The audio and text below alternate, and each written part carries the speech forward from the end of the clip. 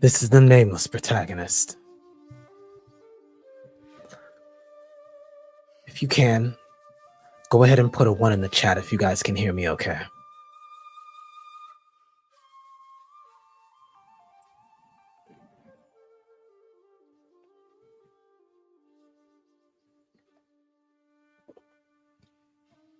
Excellent, excellent, excellent. We are going to have a very long discussion today. This has been the culmination of quite a few conversations that's been in the making for over 2 years now. It is the natural progression of the verbal defense forms that many of you may know me in this space for. I have every intention on solidifying these things in the very near future and producing them in a written format that can be of service to everyone here, the space, and in general. Today, specifically, however, we're going to be dealing and working with this idea of what I've been calling political Mandalorianism. Some of you may have heard this in the space or heard me on other panels speaking about it. And in a few of the previous live streams I've done, I've used it from within that framework.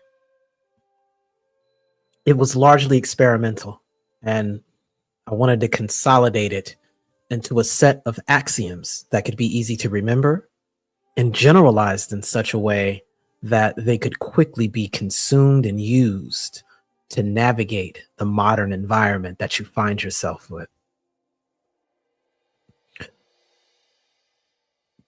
But I believe there could be more done with it. And so I continued to push forward. I continued to not only add more, but recalibrate it so that it could fit more than just general social scenarios or even a political landscape. It was born from the understanding that mentioning so much as gender or sex in any conversation, be it online or in a scenario where there is more than one person involved, it is technically a political statement. And it gave rise to a realization that there's little to no understanding of what the rules of engagement are in this kind of politicized world. It's in this spirit that I decided to look at the most common issues that have hindered us in the bigger picture of things. I looked to our past and I realized it conceptualized the present that we're in. And even with having done so, I realized it was not enough to have an understanding of the present. I need to have an understanding and foresight of what's on the way.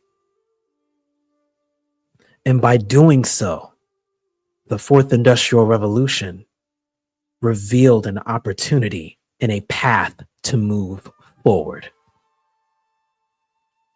It's with this understanding that I would like for this idea of political Mandalorianism, at least in the idea of this document, that it serve you as a fourth industrial revolutionary intellectual social software. And I mean that in every literal sense. Every single word that was presented was meant just the way it sounded. It's intended to serve as an emancipation framework because it brought me to understand that unless you are an entity and exercise your agency, you cannot and will not be able to participate in policy. You will instead be the subject of charity and be an individual to whom policy is directed to, and not in a way that respects your autonomy, but operates in spite of it. In other words, property. The goal of this legislation or documentation, this software, is to provide for you a framework that you can use to interface with the Fourth Industrial Revolution and all other systems that you may ever come across going forward. It's with this undertone I present to you political Mandalorianism. We'll go ahead and open up the dojo. Make a couple acknowledgements before we get started. Firstly, to the space and its founders, us, to the dojo, and those of you who have made your way here and are listening, and those of you who are on the playback, us. This is the nameless protagonist.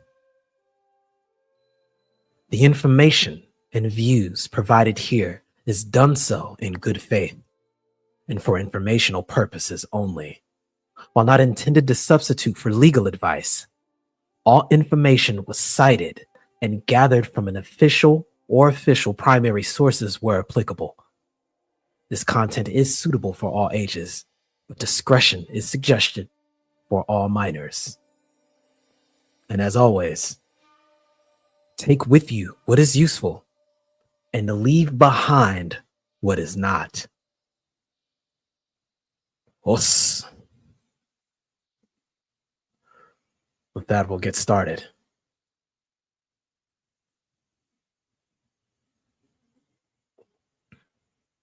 We had Venom K here earlier. Os, glad you can make it. McDrama Bear. Os.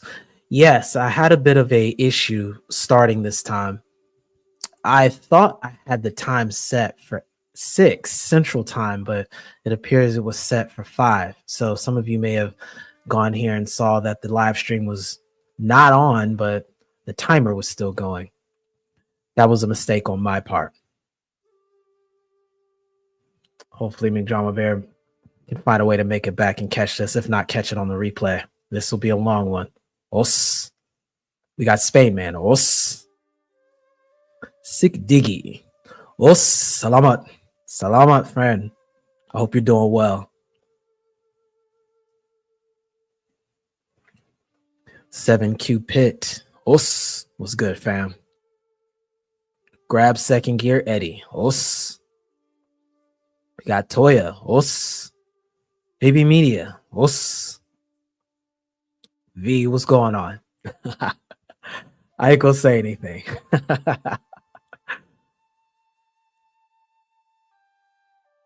Oh, he was making a comment. The Afro Samurai waits quietly in meditation under the shade of the grand Oda tree. I'm gonna have to get a picture of that and implement that in the form of a logo eventually one day. I think the Oda tree would make an excellent icon for a kimon, or a family crest, or a dojo crest. I'll have to meditate on that. Got James Keels. Hope you're doing well, fam. Long time. Os. JB. Os. He was here for the mic check, it seems. Chaos Rain. Os. What's good, fam? Ebony Knight 85. Os. Complex Design. Os. Glad you can make it.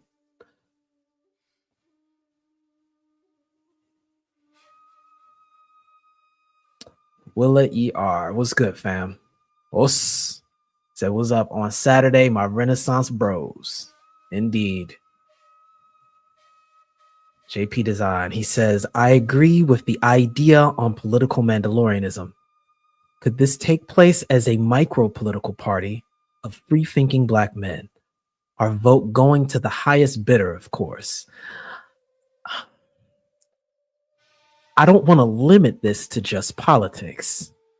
And I think you'll understand once I present to you this general framework. The objective of politics is discussed, as is law, as is undertones related to law, policy, and war. I think that this framework will demonstrate why we've likely been unable to properly leverage the available systems that have been here from the very beginning, I should say, rather, and what can generally be done in response to that. I think that that's where this document will be of service, especially if you can find a way to implement some fourth industrial technological modalities, such as artificial intelligence, to serve as a kind of SOP for decision making. There is a lot of potential with this software. All-Star G says, greeting, brothers. Os. Gyogami, greetings to all. Os mbote mpangi, friend. And V asks, what's the definition of Mandalorianism? I think the best way to describe Mandalorianism, if people aren't familiar with it all, it is taken inspiration from a particular faction of people from the Star Wars franchise. They are a decentralized culture that has found itself able to compete in a galaxy full of individuals that are essentially space sorcerers using lightsabers to rule and run the galaxy. And in spite of all of that, using practical and pragmatic means, they have found a way to survive and be of use and service to both sides in a way that allows for them to fulfill their needs. Furthermore, they found ways of thriving in this environment, operating and putting and leveraging their skill sets. It's with this kind of parity that I sought to make an amalgamation of these thoughts into a kind of political action that is just as pragmatic, but can take advantage of our decentralized nature as individuals classified as Black here in the English-speaking West and America overall, but continue to expand that concept into the way human civilization is beginning to change due to fourth industrial technological modalities. In other words, technology. So if you're unfamiliar with The Mandalorian, it's likely because you're unfamiliar with the Star Wars franchise. And it was familiar enough to be used as a kind of symbol or symbolism to represent a greater idea. It is, in other words, a composite concept. Jay Moore, welcome back, friend. He says, my brother came with the smoke again. It's not smoke. It's just clarity. Absolute, unapologetic clarity. Os. We got Aquateki. Os to the nameless protagonist in the chat, indeed. Ray Hanma. Os. Glad to see you, fam.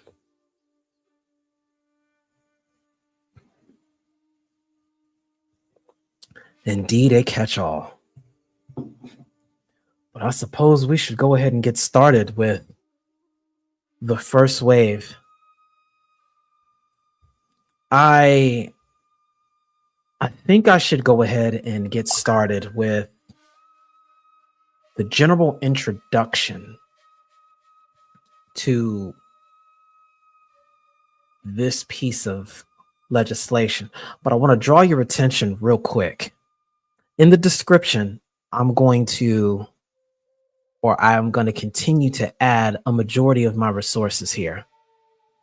If you look in the description and expand it, you'll see a foundational set of resources available there for you to refer back to some of the concepts that we'll be talking about today. I will also be adding more references to this as it pertains to at least the preamble and the axioms.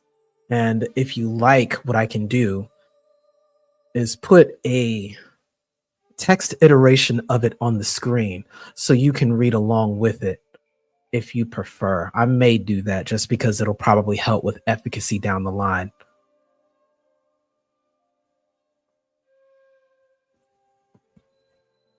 JB Design gets the idea.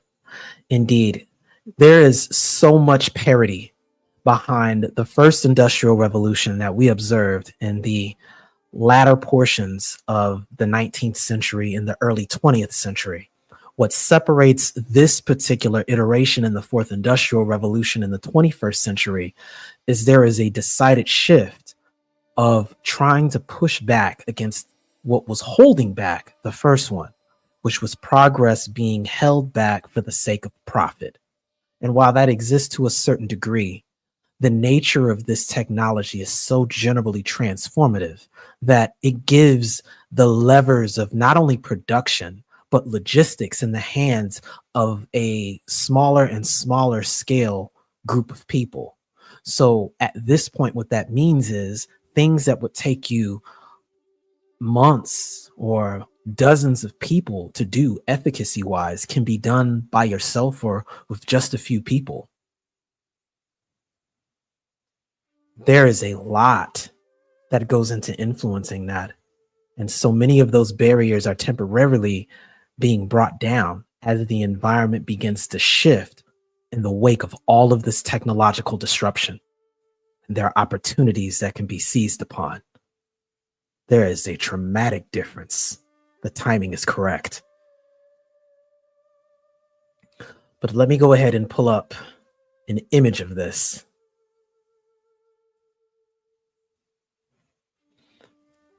And you guys let me know if you can see it correctly.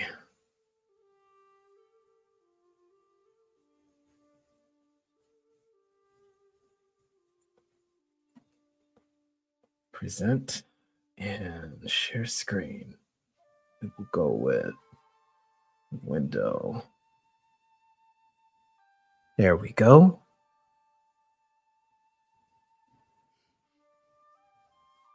Okay. Are you guys able to read this? Let me zoom in a bit.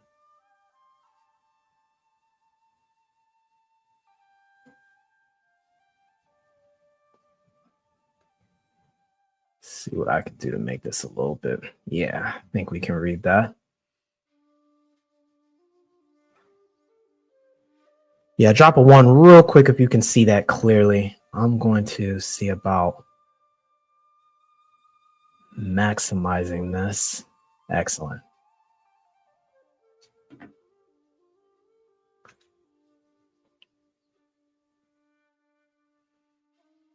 Okay.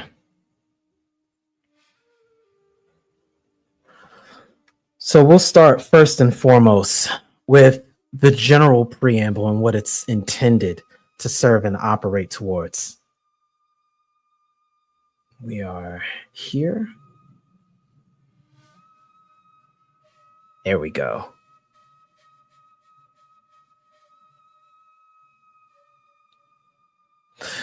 This is understood to be an intellectual social software, or for short, for IRISS.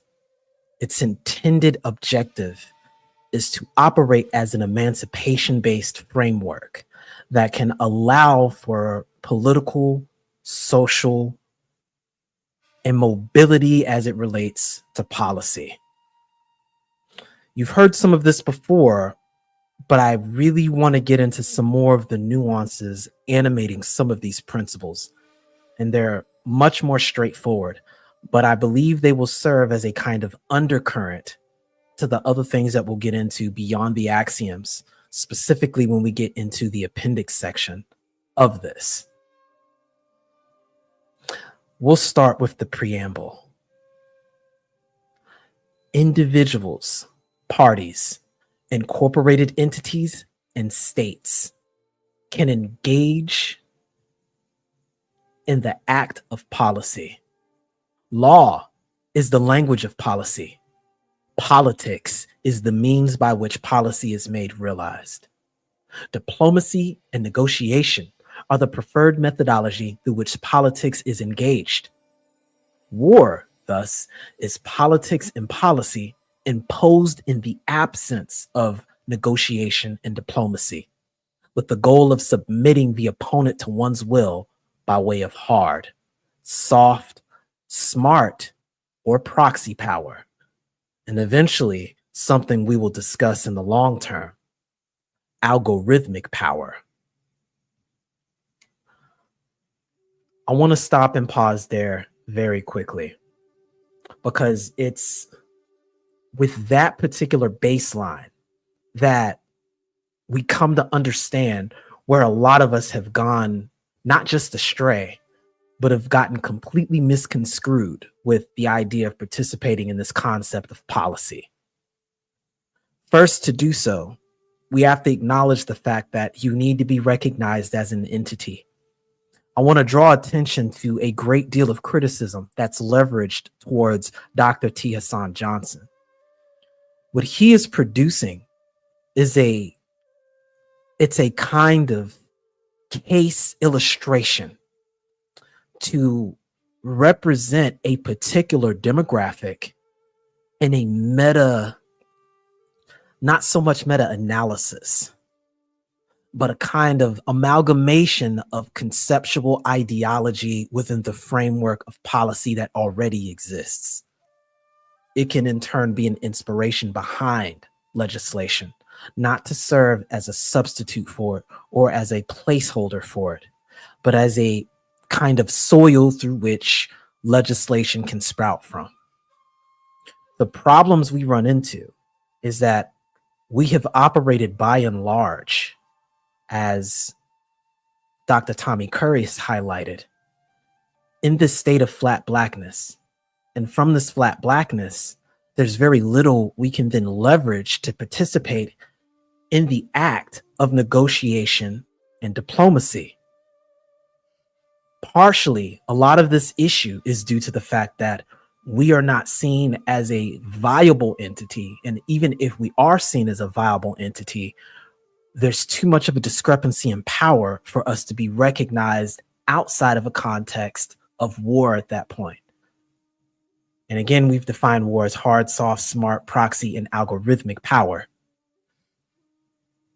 The first appendix is going to deal very heavily with understanding the law aspect behind that, how that plays out, why, and why civil rights has the right idea, but we have been uniquely denatured out of being able to utilize the proxy power, which is what our political parties are supposed to be serving as and what the government process is supposed to be serving as. And in light of that, the entire reason why I advised and submit to your consideration this idea of political Mandalorianism, because at its core, if you do not have access to these modalities of power in one way or another, people's propensity to respect you as it relates to anything related to negotiation and diplomacy, even if it's preferred, becomes distorted. And in many instances, operates by means of charity or a corrupted shadow contract. We'll get into that a little bit later as we discuss these concepts.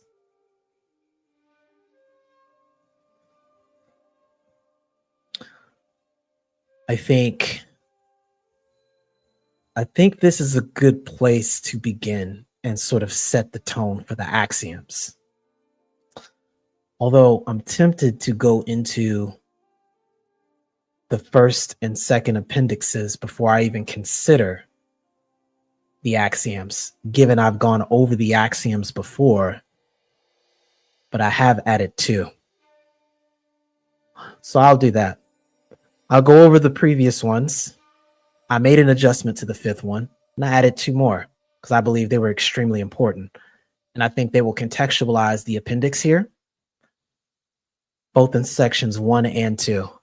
And at the conclusion of this live stream, I will be pinning a comment that has the entire document so that it can be referred to whenever you guys see fit. That way you can defer back to it. I'll make a few acknowledgements to some folks who've come in, and we'll go on from there.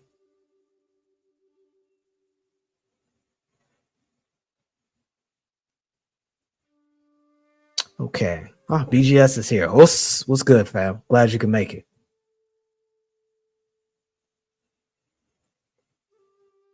He's mentioned online educational tools like Khan Academy, Brilliant.com, and other online courses like Udemy come to mind. We must expand our mental arsenals with the tools at hand. Absolutely. Having a lot of that data available in ways of self-educating, not just in an autodactic sense, but in a general sense, is going to be important, especially since we're seeing a lot of the policy shifts away from government funded education to it being more state and local based, which puts more gravity on the local communities to handle that. This has always been the case, but I think there's been a lot of agendas that have essentially been uprooted in a sense. And I think the math has already come out to show that many in our demographic perform better when we're the primary agency behind our education. We're just left alone so we can study and learn. Our performance skyrockets.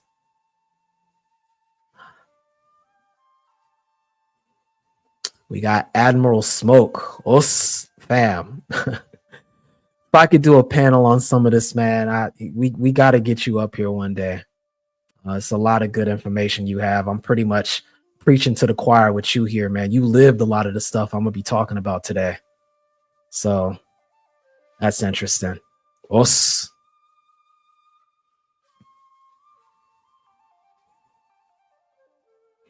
We got Troy West. Us. He says, Black men have operated in a position of suspension in a matrix. The law was created off of us since the Reconstruction period. The law of the matrix was and is created off of us. We're going to get to a lot of that and contextualize that statement to something that's going to be workable and usable going forward into the fourth industrial revolution, including other groups of people who are going to find themselves adjacent in this upheaval socially. It's not the first time this happened, and it definitely isn't going to be the last time.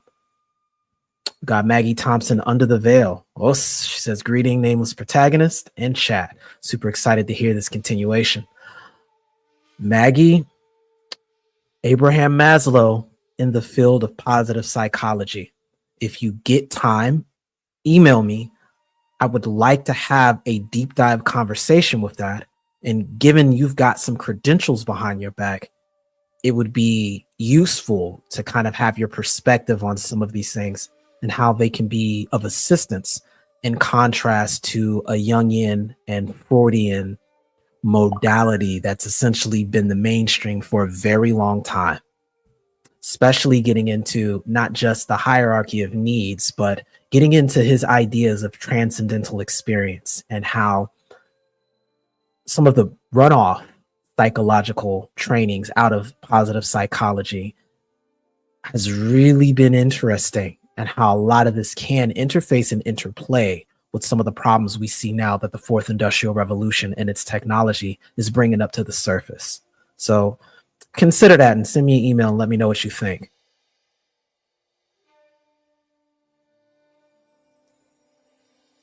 Municipality to state level. Bam, that's where the old school red blue gang war set tripping, I think, is going to start happening more so than people realize. And after what we saw with the federal government getting its funding today and the bill not being blocked, that was a bit of a statement in what's going on behind the hood on the Democratic Party at this point. I think a lot of that is going to play out. A lot of the red versus blue will be very much so seen at the state and local levels, more so than ever. Very, very regional things, very, very county based. So it won't surprise me if we see a redrawing of these district lines in the near future, way ahead of schedule, especially with some of the demographic shift that's going on with the actions of ISIS. Cynical optimist, us. Willier says, I was thinking of how between Jimmy Carter and Ronald Reagan, mental health went from a federal responsibility to a state responsibility, and mental health is still messy decades later. Yeah. I think there's been a lot of investment in trying to identify what's wrong with people and not enough of a appreciation for identifying what's right with people. And there's, at the end of the day, profit in selling drugs to people. I don't know how we get rid of that profit margin, but a lot of these emerging technologies really runs a major risk in the drug industry, especially if some of these, and Dr. Dunbar can tell you about this because his direct field is related to this. using a lot of quantum computers to solve chemical issues, biochemical issues, and biochemical solutions that can create synthetic compounds that can serve as drugs, that can make shortcuts much, much easier, which would greatly reduce the cost of a lot of these drugs, both in their developmental cost and how quickly you could make micro adjustments, let alone independent dosing on an individual level. Like there's a lot of disruption incoming that can address a lot of long-standing issues that have been here for a while. Ultimately feels like web development, my field, crypto development, and other tech fields can give Black men as a demographic the financial and social leverage to move through multiple societies. That's going to be the key. Autonomy and having a base through which you can base a lot of this off of. We got Salty Balls. What's good, fam? Hoss. Maggie says, I would love that. The theories of ascension, transpersonal psychology, and positive psychology are a wild ride. I think it's wild, necessary, and people would be surprised at how well in alignment people before the Industrial Revolution had an intuitive understanding of these things. I think that would also be a good topic to cover. How many things got thrown out of the window culturally for the sake of adopting earlier prototypes of psychology that wholesale, damn near demonized important modalities of behavior that people had, all for the sake of this idea of progress. There was a lot that got thrown out in that early time period from, I'd say, 1890 to about 1930, around World War II. Very unfortunate, some of these things that have just been demonized wholesale. And I'll give you my email. It's also in my profile if you go take a look at my information. I'll get that to you, Maggie. Salty says pathologizing. Indeed, fam.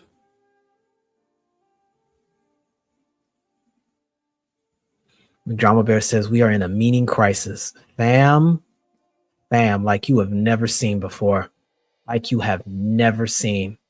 And the solution may be as simple as it is complicated, which is why it's hiding in plain sight for most people.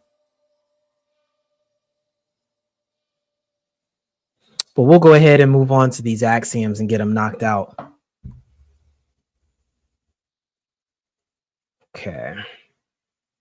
We'll start Axiom 1. And, with Axiom 1 in general, it's probably, I could have probably ended all the rest of them with this right here. I think it has served as one of the most problematic things that we've fallen into a trap really since our time recorded here. But it also contextualized why it was important to introduce social dominance order to the discussion in an environment where intersectional feminism, Marxist social, economic, and racial redistribution was put forward to recognize that outgroup men throw a monkey wrench in that entire setup and makeup. And that if you are an outgroup male, there's nothing wrong with you if you're trying to orient yourself as your own in-group. That doesn't mark you as some sort of pending Genghis Khan ready to embark on imperial conquest to oppress everybody that doesn't have a Y chromosome. It doesn't make any sense whatsoever. But when you look at it with a critical lens and understand that arbitrary set discrimination has existed since the beginning of the creation of groups in general by human beings, you can understand that this is old software biologically playing out in the real world. And all technology has done is served as a facilitator to bring that front and center. We will revisit that later, especially in the appendices. But I really wanted to highlight this with Axiom 1 and keep that in mind. Why none of this is ever personal. Axiom 1. Political parties are tools, not families or religions. Political parties are tools, not families or religions. I can't emphasize this enough.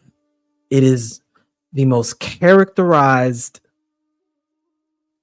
essence of this idea of political Mandalorianism. This alone leads people to become so frustrated with the concept because they have not been brought up to recognize that these things are nothing more than different forms of proxy power. People have always utilized and leveraged power against one another. You, as a citizen born here naturally, have a right to these tools. You have a right to access these things.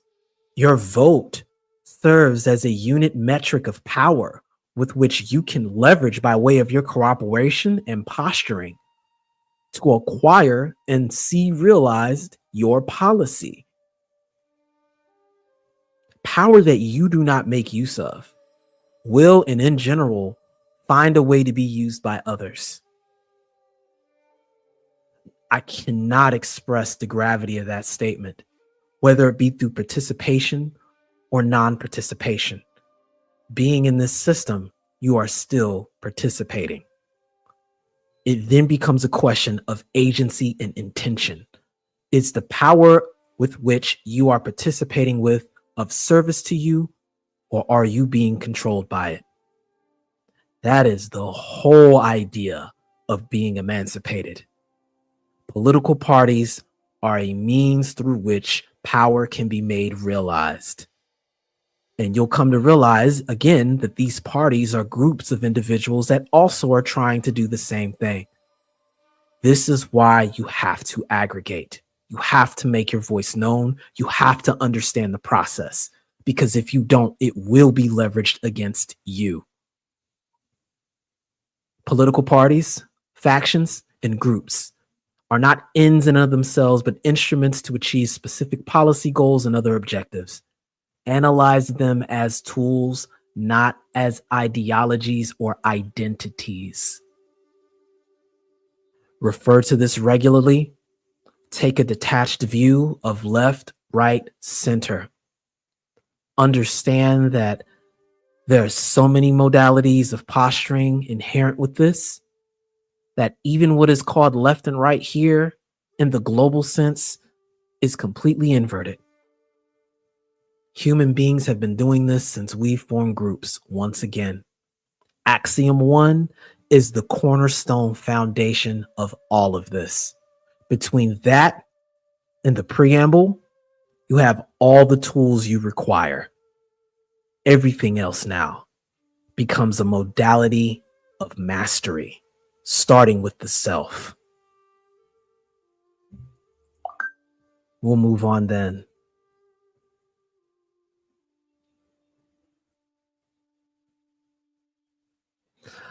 Axiom 2. Let me know if you guys can see that. I think it's up there, yeah. Axiom 2.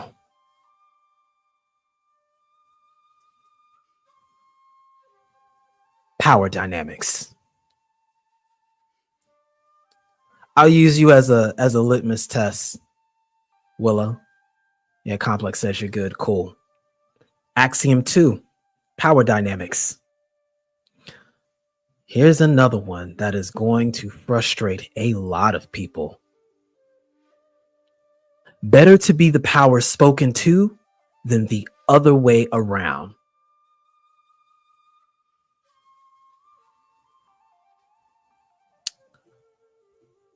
I can thank Rael for highlighting this point about who are the ones that mainly speak, quote, truth to power. And more often than not, it tends to be gestures. There is an entire socio portfolio behind individuals that have been given a role to tell the truth to those individuals who are in power.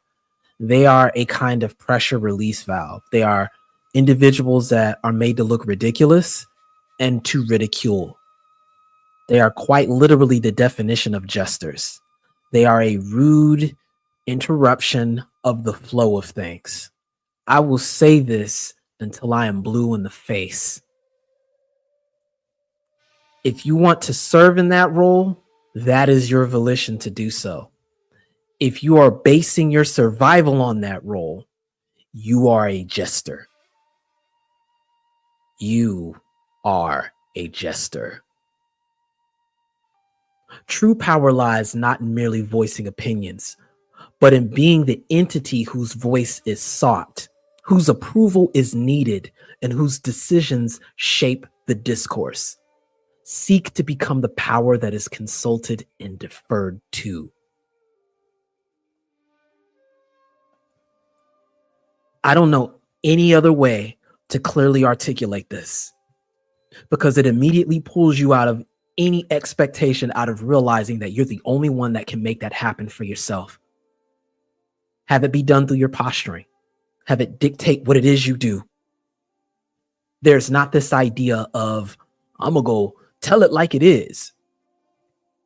The idea is that you have postured yourself so that the words that you utilize are done in lieu of the use of power. Be so skillful and mastered in the way in which you do things that people seek you out, not just for the approval, but for the appreciation of your aptitude and competence.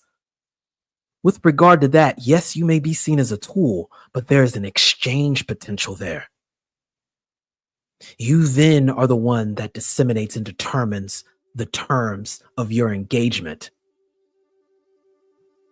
not blindly running forward to highlight and announce every single instance of injustice you believe you should be able to stop. History is littered by the blood of jesters. That mess only works in that throne room. And if you try to play that outside of that specific role and instance, outside of the comfort of the throne room, you disappear or you get dealt with in other ways. This isn't an affront to cowardice. It's a matter of understanding your place, biding your time, and if you truly want to ascend and gain more leverage, take the appropriate action to do so. This has been a long-standing issue, not just throughout human history, but it resonates very closely with the demographic to which I belong, and most of us here belong to as well. We'll cover this a bit more in other axioms, but it needed to be explicitly stated because of how important it is in this modern era that there's some who take their entire political posturing off of being a sounding board with absolutely no power to support it, or power that is extremely conditional.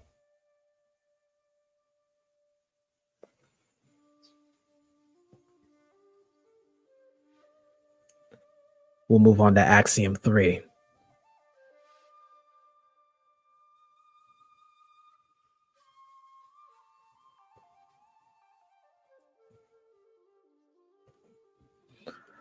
Axiom 3. Systemic foundation. The lowest common denominator is the lifeblood of any system. Act accordingly.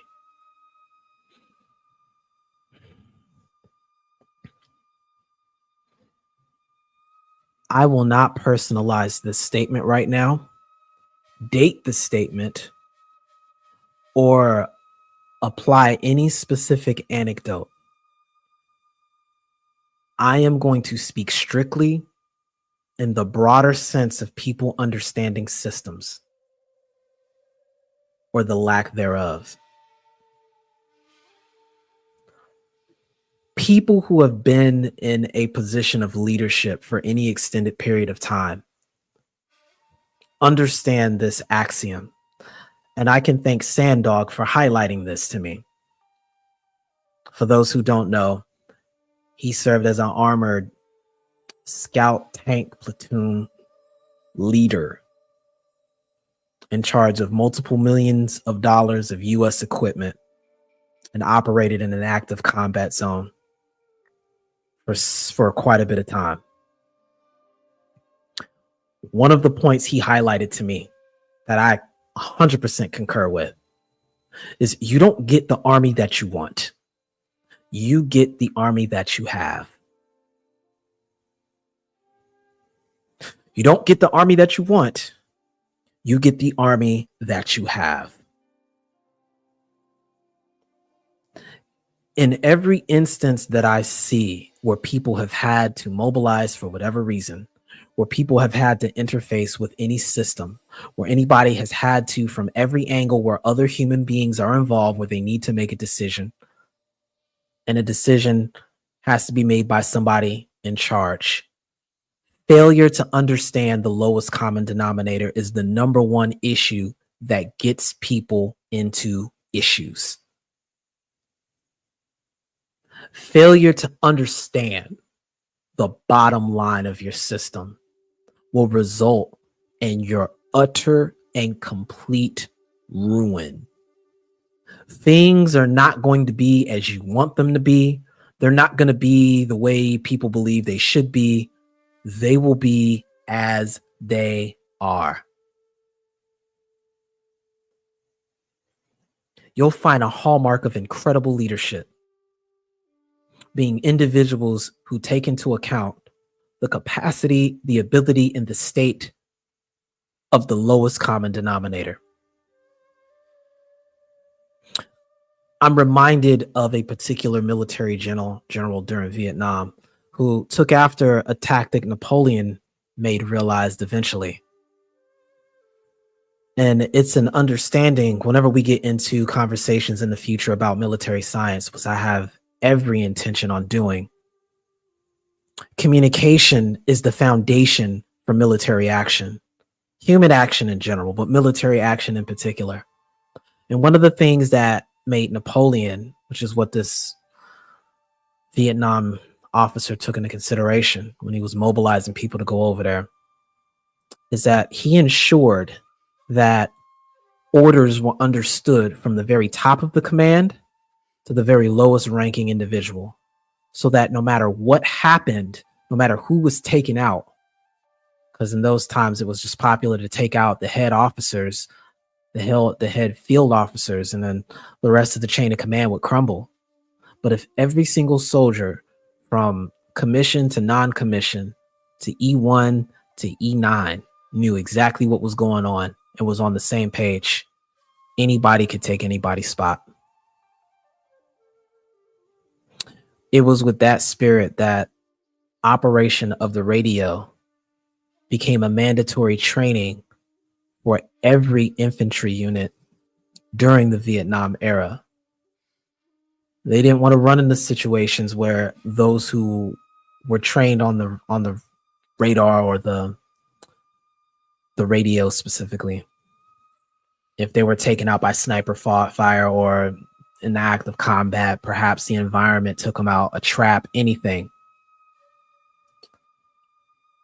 If everybody in that platoon, if everybody in that unit, if everybody in that element, if everybody in that battalion, before they even deploy, understood exactly how to use that radio, it doesn't matter how many times these folks get taken out, your bottom lowest common denominator will have a functional understanding of what the mission is and will be able to communicate with ATC so that they can get their aerial reinforcement on the ground. They can continue to get accurate orders on where they need to by way of land nav. They can get exact real-time data on where the enemy is and relay it and succeed in accomplishing the mission. This microcosm applies to quite literally everything. Everything. The lowest common denominator is the lifeblood of any system. I don't care how little you think they understand. I don't care how slow you think they are. I don't care how dumb you think they are. I don't care how advanced you think they are. If you have failed to grasp the basics with regard to these individuals and have an understanding of what it is that makes that system tick, you will not get the end result you need, especially when it comes to problem solving. The functioning of any system, from civilizations to organizations, relies on the participation and stability of its most basic components. Address the needs and concerns of the lowest common denominator to maintain systematic health and prevent collapse. That means not letting your ego get in the way of the real state of things. This is also why, for every single government, one of your most important agencies is your logistics and your intelligence. Without those two, you are functionally crippled as a state. We will definitely get into that when we get into military and statecraft.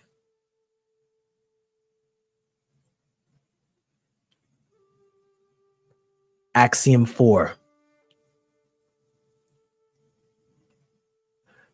Persuasion and mobilization. This one's funny because we just recently got to see this in play. Facts win debates, but emotions win elections. Facts win debates, but emotions win elections. I think that people underestimate what human nature is and the realms that it plays out as. Something I noticed in the space for some time is that in this modern context, feelings and emotions oftentimes get misconstrued. I try to compare feeling and emotion to being similar to lightning and thunder.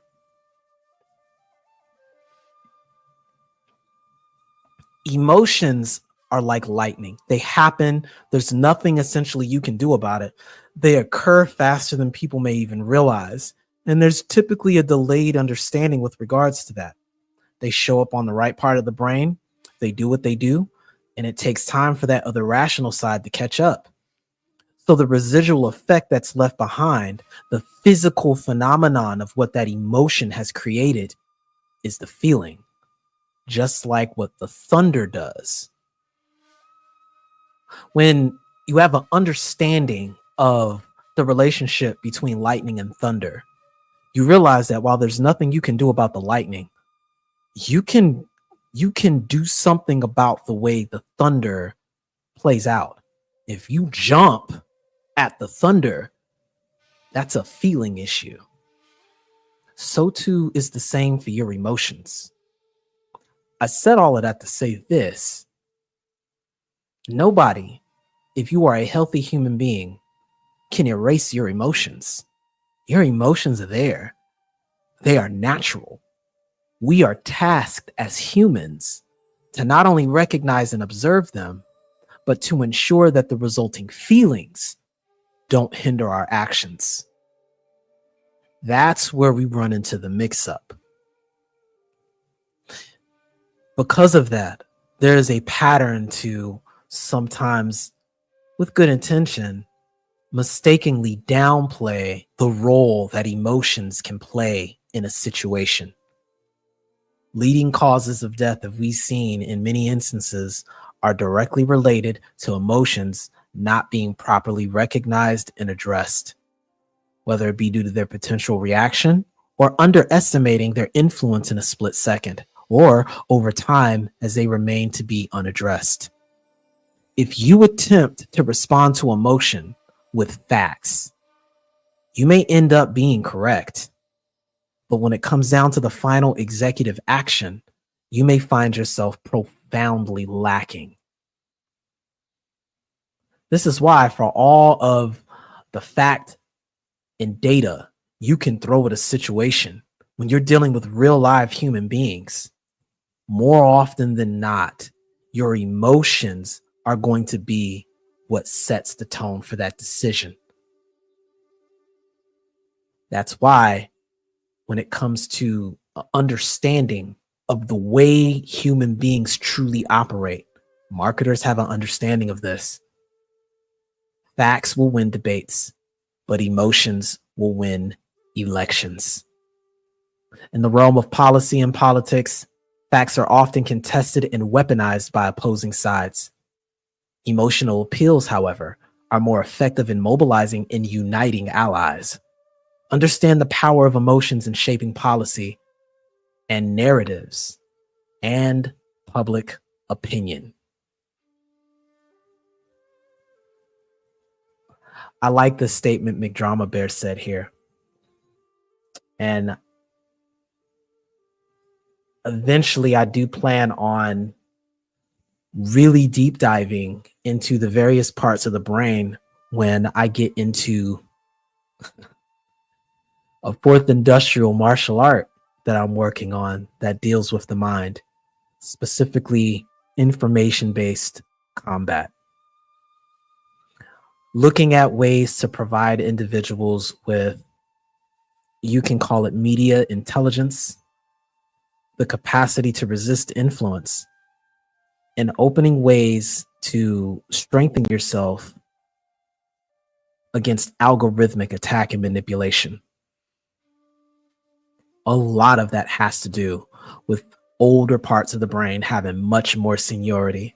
And when you can have an understanding of these parts of the brain, you will run into a situation where you may be less influenced by it, or you can at least observe it casually and be able to read it like you would read the weather or the sky outside.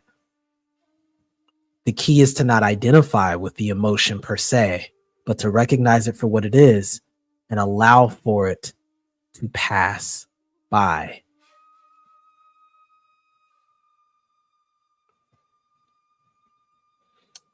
We'll go on to before we go on to the fifth one, because that's the one that's changed, we'll go ahead and do a couple of acknowledgements since some new folks have come in. Let me scroll up here. Okay, I think I'm caught up. We've got Lee's Ways. Us. Democrats have normalized crazy. There's crazy everywhere. Trust me.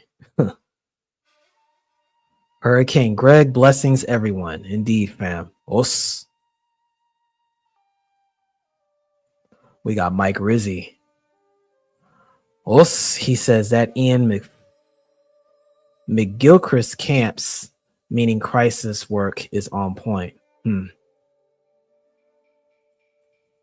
He probably made mention of that earlier when we were talking.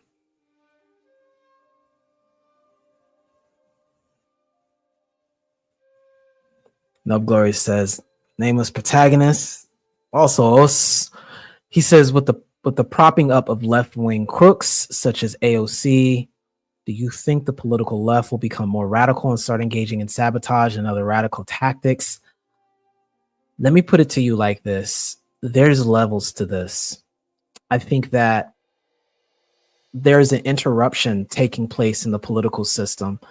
It's just that perhaps certain elements in the left were the last touch because they were easier to get access to and manipulate this global world order that's animated behind liberal democratic ideology. Liberal democracy and suffrage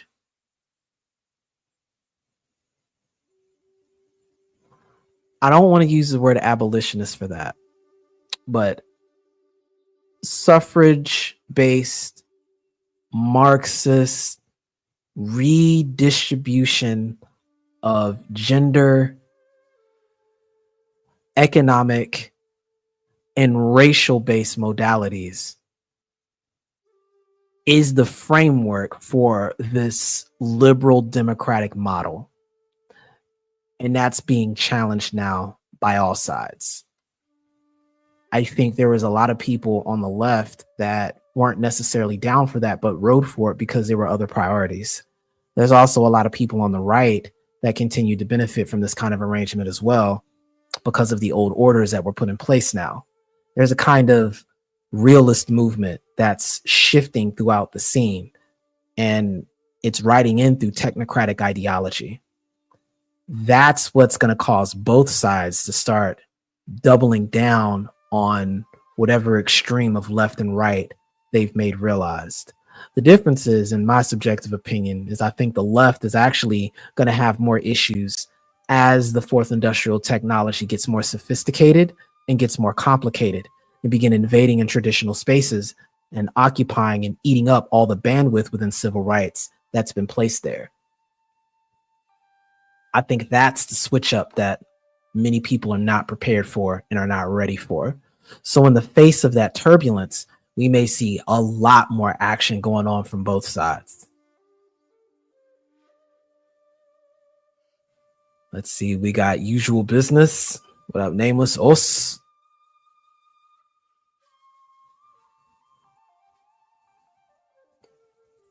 Actually, there is a point with regards to that, which is fair.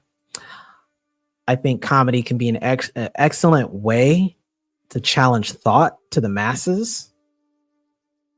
But I think you get what I mean, man. Using that as your default, as your political platform,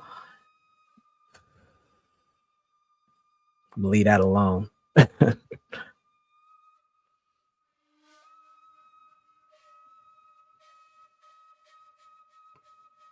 Let's see. I think I got everybody new that came in. We got perfect timing. 5.0, 5.0. What's good, fam? Oh, he's back. William Ruffin says it's called succession of command planning. Indeed. Fam, I've got to sit down and do an entire appendix of military terms that we're just going to have to review, because I think it's beneficial for folks to be aware of a lot of these political and military science ideologies, because it's just going to be too easy to see a lot of that being played out in media, especially in media, and take different forms and reintroduce themselves in other ways. McDrama Bear says the amygdala has extra protection around it. It makes emotions harder and if possible to control. I made mention of that. Yeah, you can at best stop the energy from flowing there, but once an emotion activates, it takes time. Indeed. So our repetition helps, but only things like deep, consistent meditation even scratch the surface on that. But the fourth industrial revolution may be having some answers for that in the near future.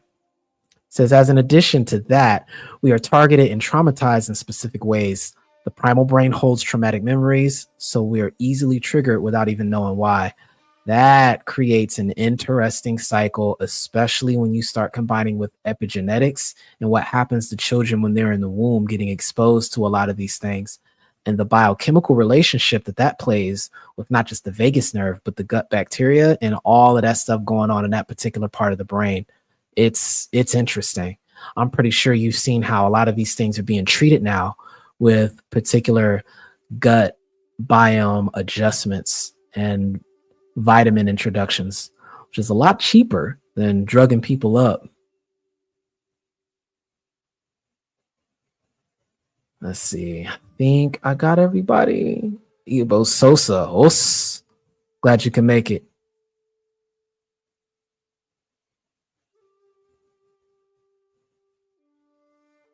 I think that's everything. Says I'm still late. A meaning cry. Oh, yeah. Yeah, that's one of many ways, man. I think the political landscape is going to be very specific to the type of way people are going to cope with this. I still think that the hive is still going to be a liberal majority, but a conservative minority sphere will exist because you're just going to have a pressure valve for all of this. Meanwhile, the technocratic class will be standing in the shadows, pretty much dictating how a lot of these other spheres are going to respond to this stuff from what it looks like. And you're getting a taste of that with Doge. Indeed. Well, yeah. Shout out to transhumanism. That's going to be the final nail in the coffin.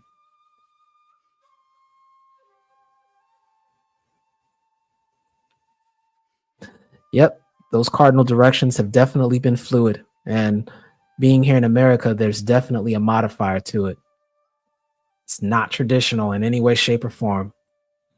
But we'll go ahead and continue on with the rest of these axioms. Let's see. We are Axiom 6. And we can be a little bit more fluid with some of these now because this is one of the ones I made an adjustment to. So at first it stated everything has a price, so everything has a cost, normally through death and taxes.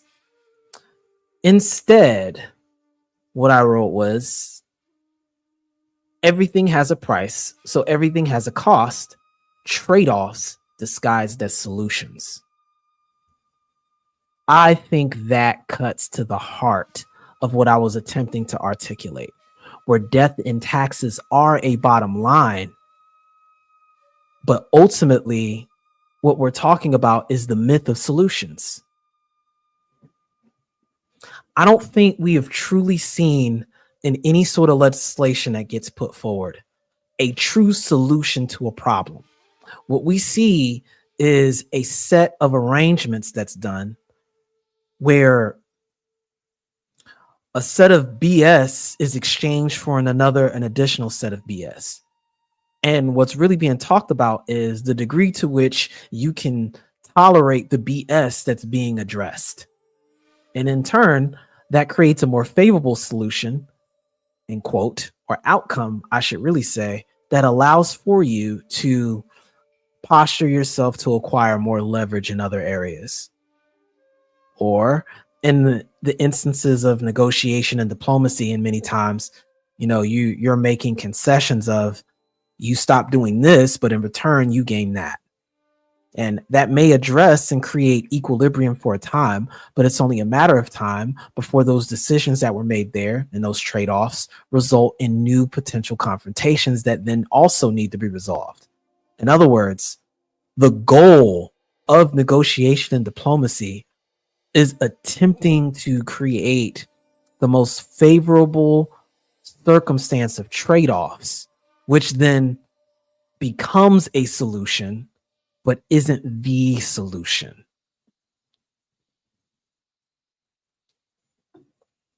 I think that's a point that gets underplayed and underrespected quite often in a myriad of things. I can't think of too many situations where there has ever been the involvement of legislation in a way where a true solution has been found. That's why it's important for you to have information. That's why context is critical. That's why being open to options that you can change, shift, and adjust is utterly and completely critical. Even in your everyday relationships, things that you have done oftentimes, in particular in the face of conflict, these issues find a resolution point, but they aren't necessarily a solution point. There's always a temporal mechanism there. You have to be in a greater position, in a greater posture to leverage favorable trade-offs, which is your goal. But if you don't have any leverage, if you don't have any consequences affiliated with you, if you don't even have any investiture in the outcome of these things, your capacity for trade-offs is going to be on the negative end almost every single time. And we understand what happens to people who are on the consistent receiving end of negative trade-offs. They don't engage at all. They're non-existent. They become subject to other things that we'll be talking about later on, such as shadow contracts, which is a bunch of no bueno. Or at best case scenario, you become a charity case. And the problem with charity is it works fine until it doesn't. I think that many have found themselves very overly familiar with this concept of charity, especially from the receiving end. And it's unfortunate because that's been gaslit as not just a solution, but as negotiation and diplomacy. And it was probably the greatest lie ever told. Every policy choice, every action, and every gain comes with a cost, whether explicit or implicit, immediately or delayed. Analyze the true price of any policy, considering all trade-offs, and unintended consequences. I would advise you deeply consider how this plays out in your everyday life and your overall posturing in almost anything you do.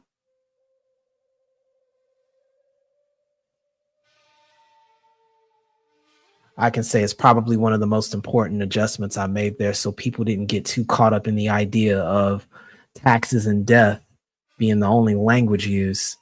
What we're talking about ultimately is the efficacy of consequence and being consequential and having realistic expectations for outcomes when it comes to applying policy.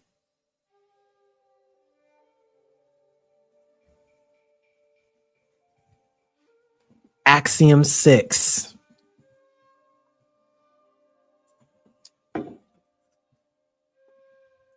Temporal strategy.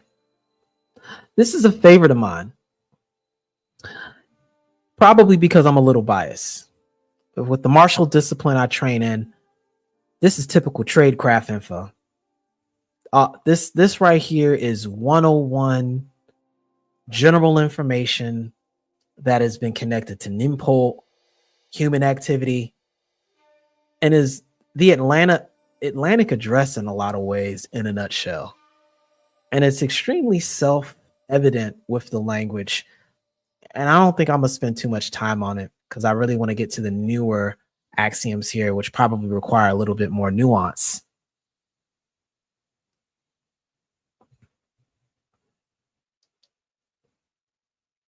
When the minority, everything is a matter of timing. When the majority, everything is a matter of time. Strategic timing is crucial for policy success. Opportunities open and close, and the opportune moment must be seized. However, time itself is indifferent to human agendas. Align your actions with the rhymes and rhythms of time, but recognize its neutrality. I think that concepts like asymmetrical warfare really resonate with this idea well. I described it first when I started talking about the verbal defense forms when I got into, I believe it was verbal sword form 5, where I talked about the difference between 1 with 10 is less than 10 with 1. And it's because the 1 with 10 can be defeated through subtraction, which is easier to do. But to defeat the 9 with 1, you need to utilize division to defeat them, which is much more difficult. And as such, they are resistant to subtraction. If you apply subtraction to the 1 with 10, there is 0 left. But for the 10 with 1, if you subtract 1, 9 remain. As a result, the difference is that the efficacy of that 1 with 10 is timing. If they can utilize this with the proper timing, this is force. Yet over time, what tends to happen with those 10 with 1 is that 1 eventually becomes 2. That 2 eventually becomes 3. And you're looking at addition competing against multiplication. And in these instances, you will always lose. Such is the need to engage in the various spheres of power for both yourself, having proxy power, establishing alliances, and having a keen awareness in general of what's going on so you can leverage perfect timing.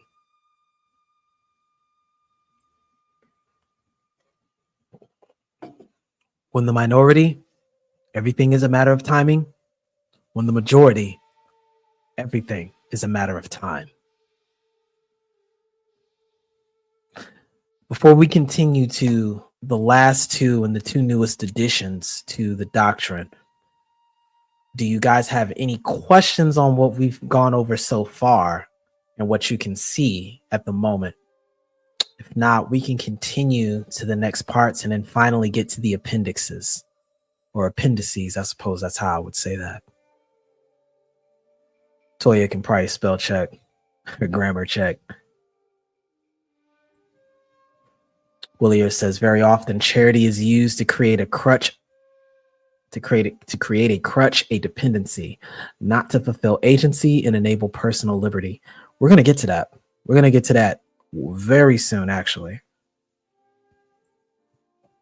Everything is monetized and valued in our current global system, and others set the value. Unfortunately, it requires our agreement, and we think we have no choice but to agree. It goes back to those earlier axioms where we talked about posturing yourself to be the power spoken to. You're right. And this is where we get into the nature of trade-offs. That's why people need to be very aware of what their participation in the system actually implies. Because there are parts in the contract that are definitely worth reading because they can be capitalized on, so to speak.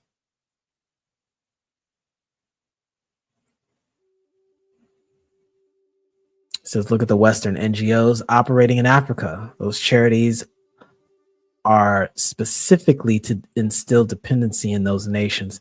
Yeah, that was a tactic that even Idi Amin was pretty much leaning in on. The president of Ethiopia made a big deal about that as well. And we know the folks out there in Burkina Faso are completely setting fire to that mess. 7 Cupid says, I like number 6 as well. Reminds me of the importance of biding one's time. Indeed, fam. So it looks like we're ready to go on to the new sections here.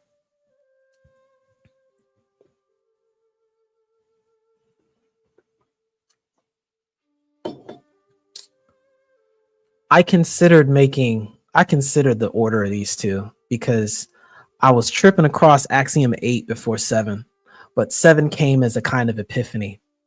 So what I'm going to do is I'm going to read them out of order this time and go to 8 because we were just kind of hinting at it. And we'll go back to 7 and conclude.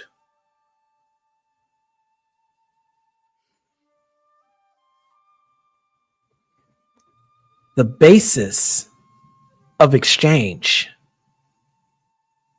trust, is the collateral exchange within the house of banking and business, the origins of capital.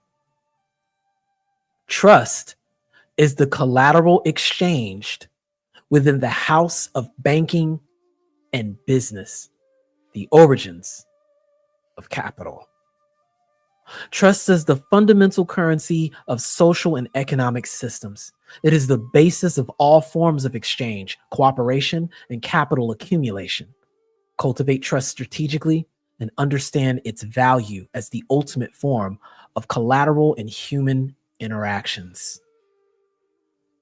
I think this is the most critical point in being able to participate in the system and goes directly to what Maggie was just talking about. Right there. Trust serves as the basis of all of these things. In the absence of trust, what you got is collateral. And what is collateral?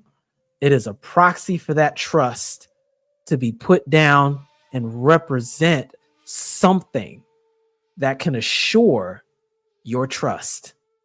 If they can't trust in you, they can trust in some sort of hard exchange currency. And this pattern plays out in business and banking and are mutually reciprocal to one another. In this process, you get the idea of what's understood as capital. And without that capital, you don't have a means of leveraging trust to participate in the realm of human interaction. Not as it's understood now. I'm not necessarily saying money is everything, but in a lot of instances, trust is. And if you don't have trust, you better have money. And if you don't have money, you better have assets, because those assets are going to be what can serve as collateral. Oftentimes, these are the key means through which you are able to get anything done. That's why when you're dealing with negotiation and diplomacy, your ability to leverage capital goes a long way. So much so that in the absence of trust, and even in the absence of having actual power per se, a form of soft power can be done and utilized through leveraging capital. That is precisely what a political action committee is all about. That is exactly what lobbying and means of political interface, thanks to Citizens United, permits. Is it everything? Not necessarily. But it gives you a tool of articulation. It, at that point, becomes a vector for institution. And through having institution, you can turn your force into power over time. If you've got a few people who have proper capital and they invest their efforts correctly, that institution-based modality can put you right back up here where we were at in the preamble. Individuals, party, incorporated entities, and states can engage in the act of policy. There you are. And in the absence of properly addressing and leveraging that through your banking and business and by way of that institution, which is essentially just another vector through which trust is understood, it puts you in a position to be able to leverage. And that will play a role when we get into the appendices and the understanding of contracts, how they work and why they're there.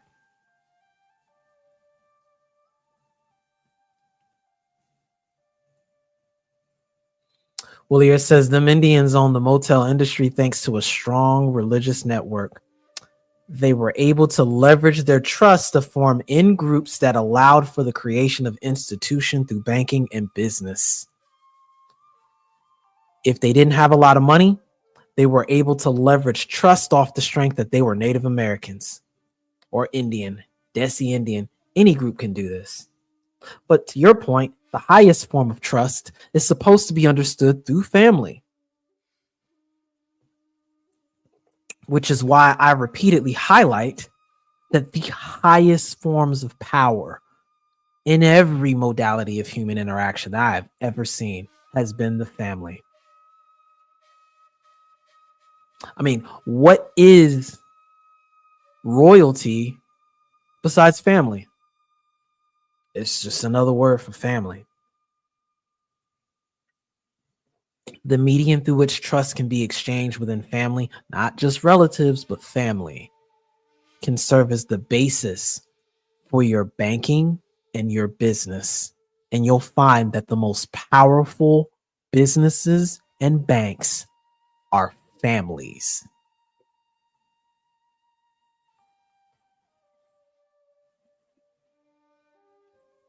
Let it serve as a case in point. Trust is the collateral exchange within the house of banking and business, the origins of capital, whether it be physical, non-physical, or other.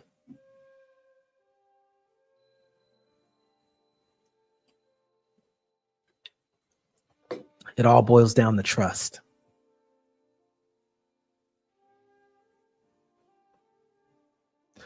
And we'll get to this last one, which I think is a good spirit to kind of highlight here because it speaks to the recurring theme of the entire document as a whole.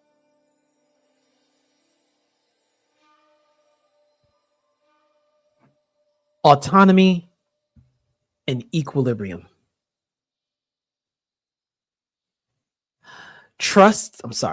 Autonomy is found at the crossroads between peace and war. Autonomy is found at the crossroads between peace and war. True autonomy, whether for individuals or factions, is not found in isolation or aggression, but in the strategic space between conflict and cooperation. Mastering this space, the ability to negotiate, to project power without resorting to violence, to maintain independence while engaging with others, is the key to achieving lasting autonomy. That is what this whole thing is all about. All of it. I think one of the greatest animating points in all of this is the use of the strategy employed by Martin Luther King versus Gandhi. We know that Martin Luther King employed his strategy out of understanding the efficacy through which Gandhi demonstrated it. And I think Martin Luther King did a better job at employing the actual strategy. I think he employed the strategy perfectly. The problem is he didn't take heed to the environment and the context under which the strategy was employed. And that's where there are so many breaches, so many angles of failure, and ultimately led to its undermining, with the conclusion that we see with both the assassination of Kennedy himself and the usurpation of the spirit of the 1963 Civil Rights Bill, redrafted in the form of the 1964 Civil Rights Bill, and usurped when we see the Title VII protections get denatured for what those individuals died for, which was the issue of race and color and nothing else. Gandhi's movement was successful, even though it was less dexterously applied, is because unlike in America, where the Black demographic in general represented barely 10% at the time, when Gandhi was employing his strategy, his modality of peace was employed in lieu of violence, because the choice for violence and the use of hard power was so overwhelmingly possible and evident that even if they lost a lot of people, there was absolutely no way the British were coming out unscathed, outnumbered by almost millions. The British had a damn near 1 to 25 ratio in difference with regards to the numbers of people that were there. That peace was chosen as an alternative to violence, which would have met a decisive defeat and slaughtering nearly of all of those there that were of the British Empire, which would have protracted and engaged the entire country into a state of war and protracted war. And unlike the time that they fought the Zulu in South Africa, those folks there weren't going to be using spears and being barefoot. They would have had modern weaponry at the time. The protracted, long, drawn-out fight and waste of resources that would have been it would have defeated the purpose of trying to colonize them. Thus, with the scales far more balanced, peace became an alternative to war. And from it, they were able to carve out a bit of autonomy and have their will recognized.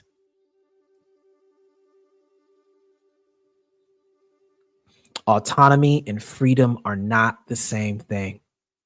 Freedom is asking for permission, which is in the environment that was happening with us here. That's what we find ourselves doing.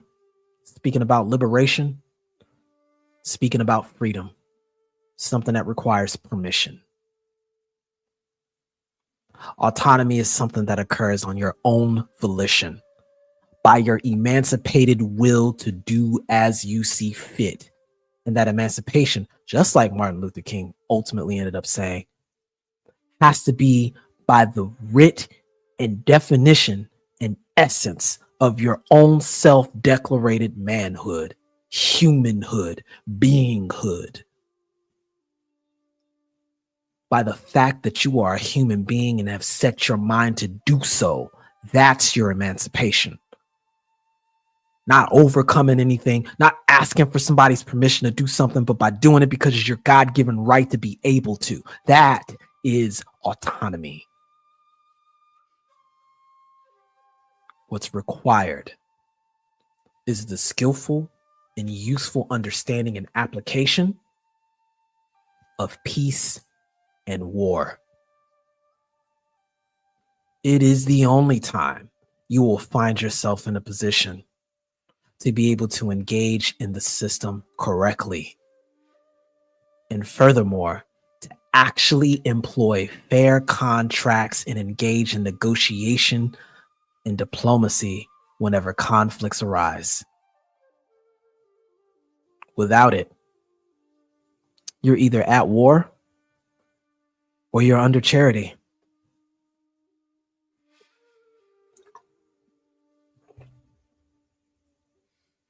Autonomy. Not freedom, not liberation. Yogami states, autonomy, etymologically speaking, is auto and nomia, which is self, and nomia to stand for law and governance.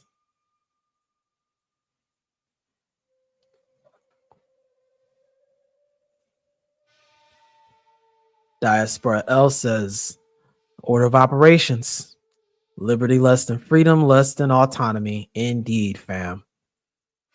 Indeed. Also, we hear this at work all the time. Trust but verify. Indeed, fam. Present that collateral. Make sure all the gold's there, fam.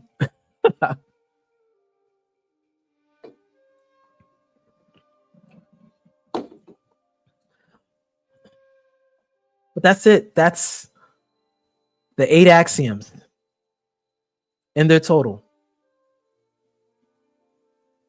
For the recap, political parties are tools, not families or religions. Axiom 2, better to be the power spoken to than the power that speaks. Number 3, the lowest common denominator is the lifeblood of any system. Act accordingly. Number 4, facts win debates, but emotions win elections. Number 5, everything has a price, so everything has a cost. Trade-offs disguise as solutions. Death and taxes. Number 6, when the minority, everything is a matter of timing. When the majority, everything is a matter of time. Number 7, autonomy is found at the crossroads between peace and war. And number 8, trust is the collateral exchange within the house of banking and business, the origins of capital.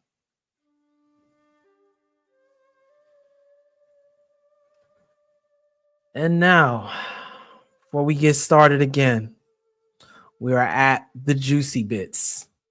The majority of the references I have are right there in the description for you to review. And I think this is going to, in general, be a good point of study to go back and refer to, because this is going to get into the actual waza or technique, the jutsu of how to apply this intellectual social software. Keep these things in mind. And again, they are designed to not just be guidelines, but a framework that you can launch other ideas and concepts back and against.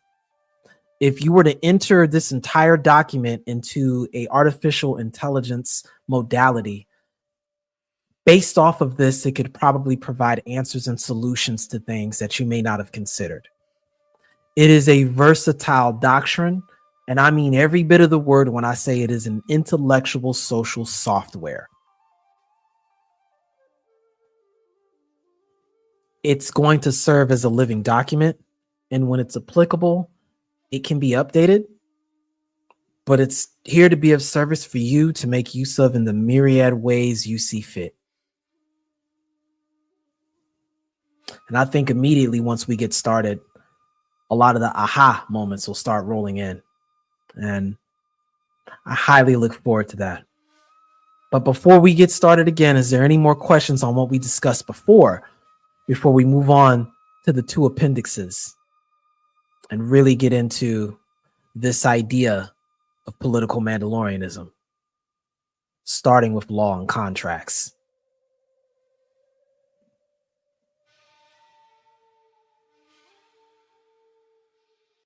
Let's see, we do have a couple statements.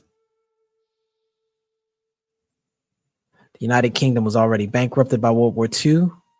Going to war in India would have been financial suicide for the kingdom. Fam, that is absolute facts.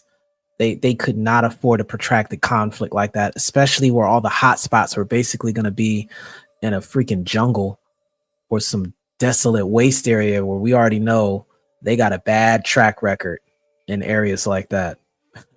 There'd have been a whole bunch of no bueno, especially in the South. And even if they managed that, they'd have ran into a Russia 2.0 going in the mountains. So, yeah, they were not ready for that smoke.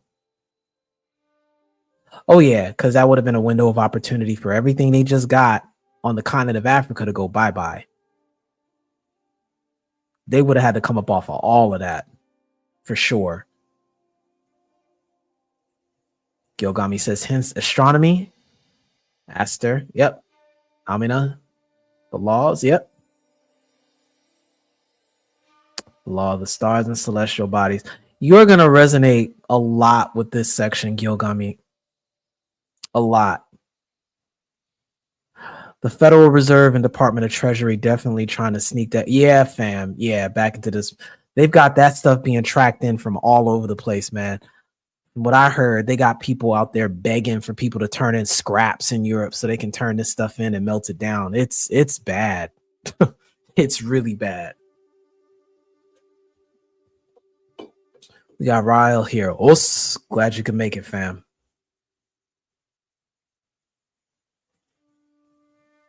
I still can't get over that picture, dog.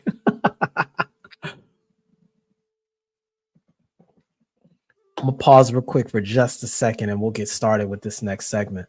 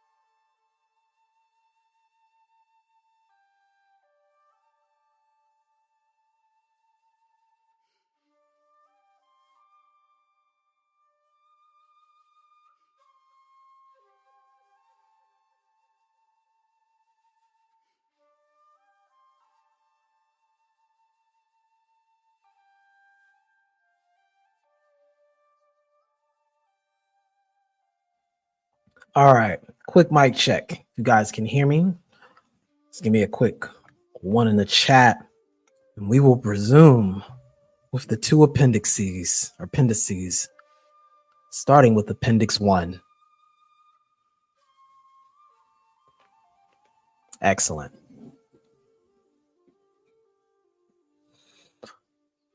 Okay.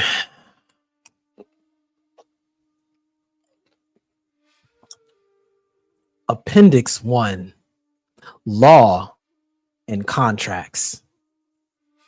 1 sub A, law as the superposition and vector of policy.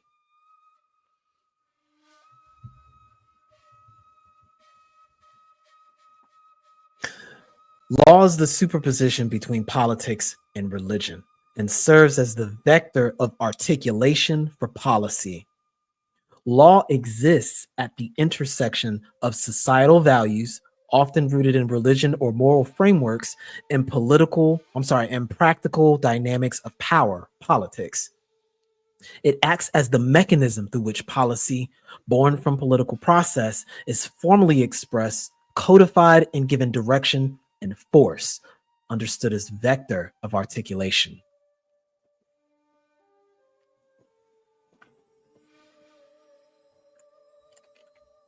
This, I'm going to go ahead and go on to the next one because I think the two go hand in hand very clearly with one another.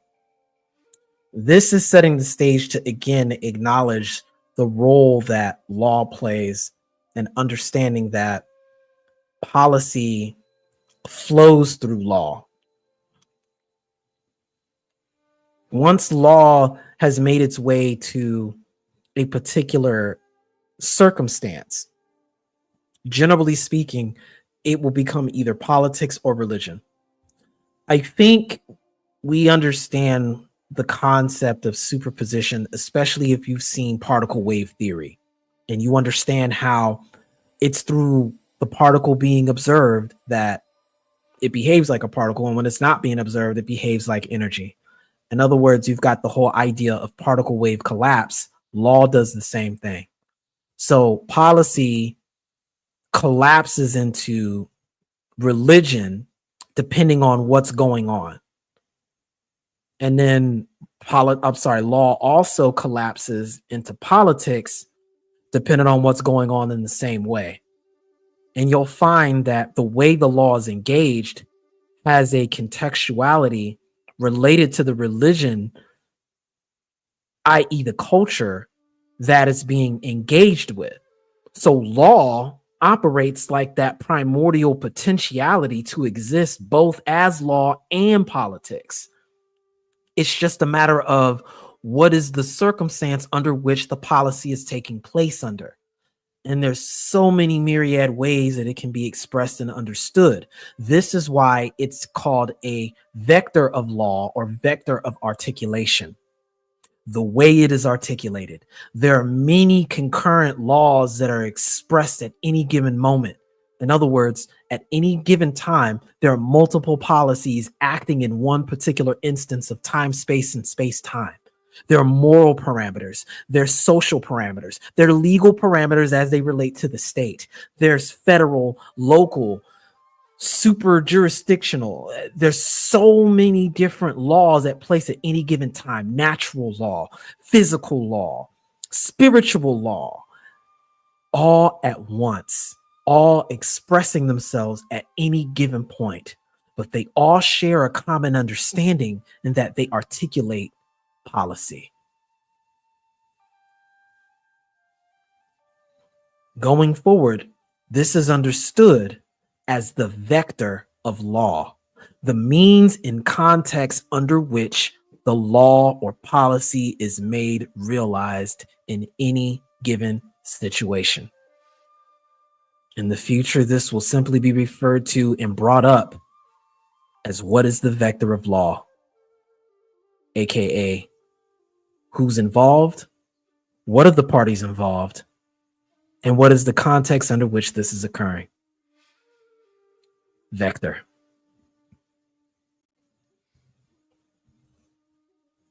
Schrodinger's policy. Indeed, fam. I really find it fascinating how this principle of societal and human behavior and really the real world in general plays out in social concepts, ideas that are endemic and intrinsic to quantum law and string theory. It's just very interesting. Very, very interesting. We'll get to the juicy part here. I like this term a lot. gravity of jurisdiction and capacity for war. Ooh, I can't fit all of that at once. Hold on. Let me resize the screen for just a minute. There we go. Is that still readable in an acceptable way? Or is it too small? I think I can lengthen or widen the surface and go bigger again. Yeah, I think that works. Let me make an adjustment here and we're good.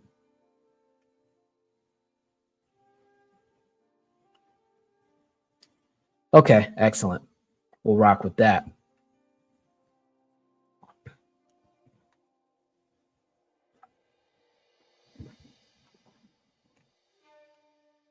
Okay, we got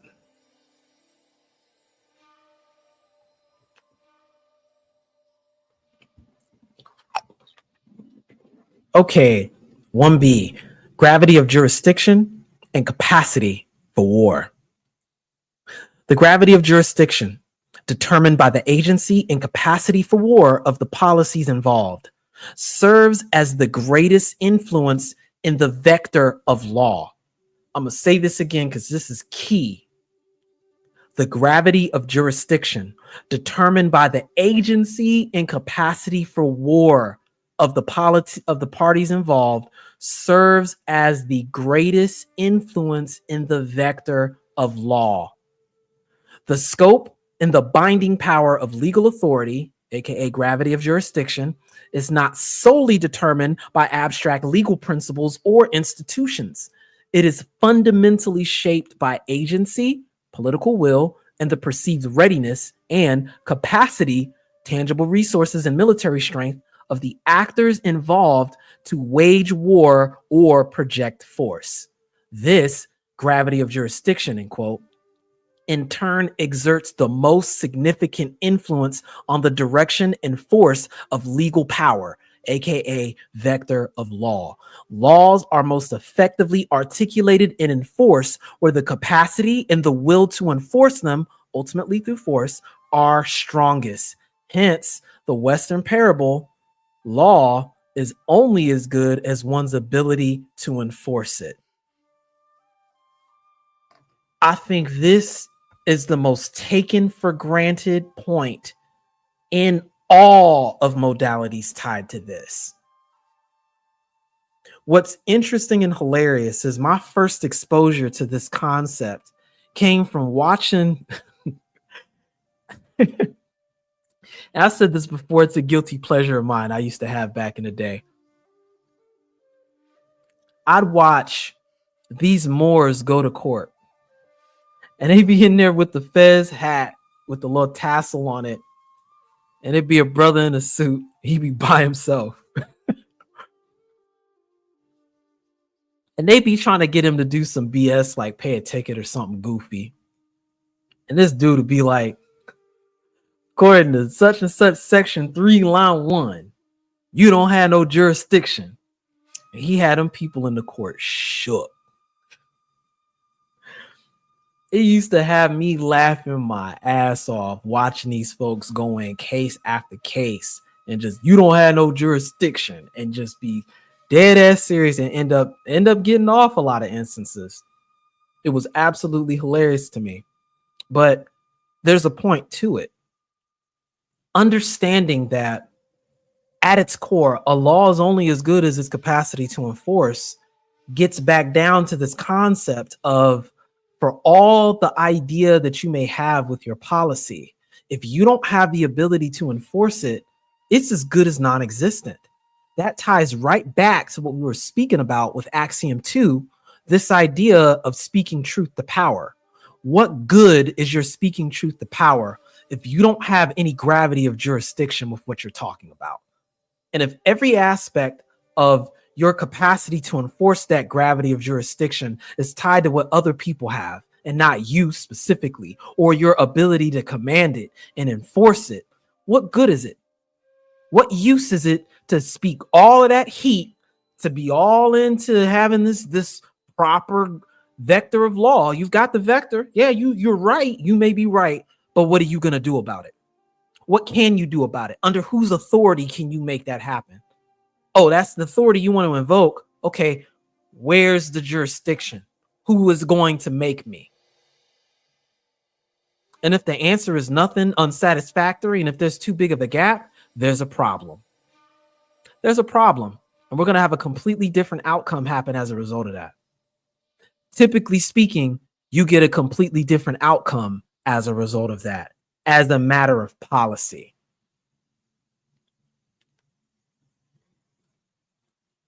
Understanding the gravity of jurisdiction is arguably one of the most critical things to make all of this work. For those of you who watch anime, Dragon Ball Z or Bleach, in the instance of the latter, there's this idea of Reiatsu, or spiritual power. And then many times, many characters are so powerful that they emit a presence or an aura that can cause people to shrink in fear or physically be unable to move because the difference in power level is so great that they can't even act. They may be justified in trying to. They're the bad guy that just killed the innocent people. But what you gonna do about it with a power level so different that you can't even move? You've got the vector of law, but your gravity of jurisdiction is so weak, you can't even move. We see illustrations of this all the time. All the time.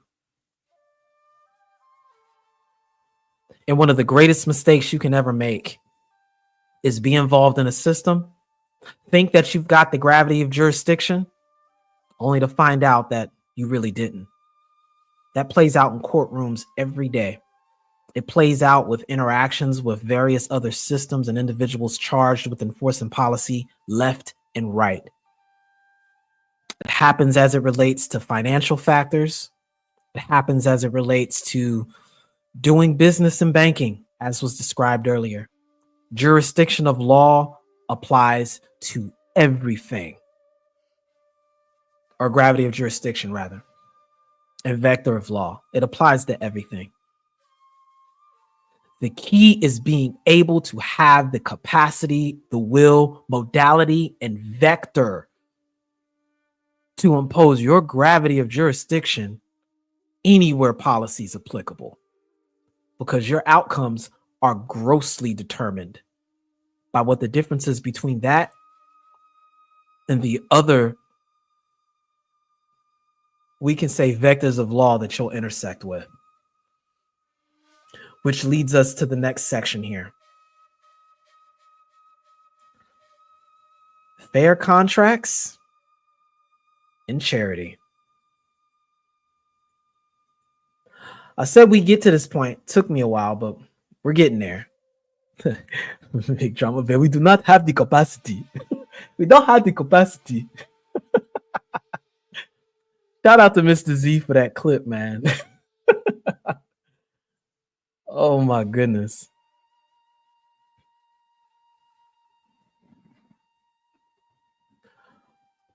But section 1C here, probably one of the most critical to tie a lot of this up together.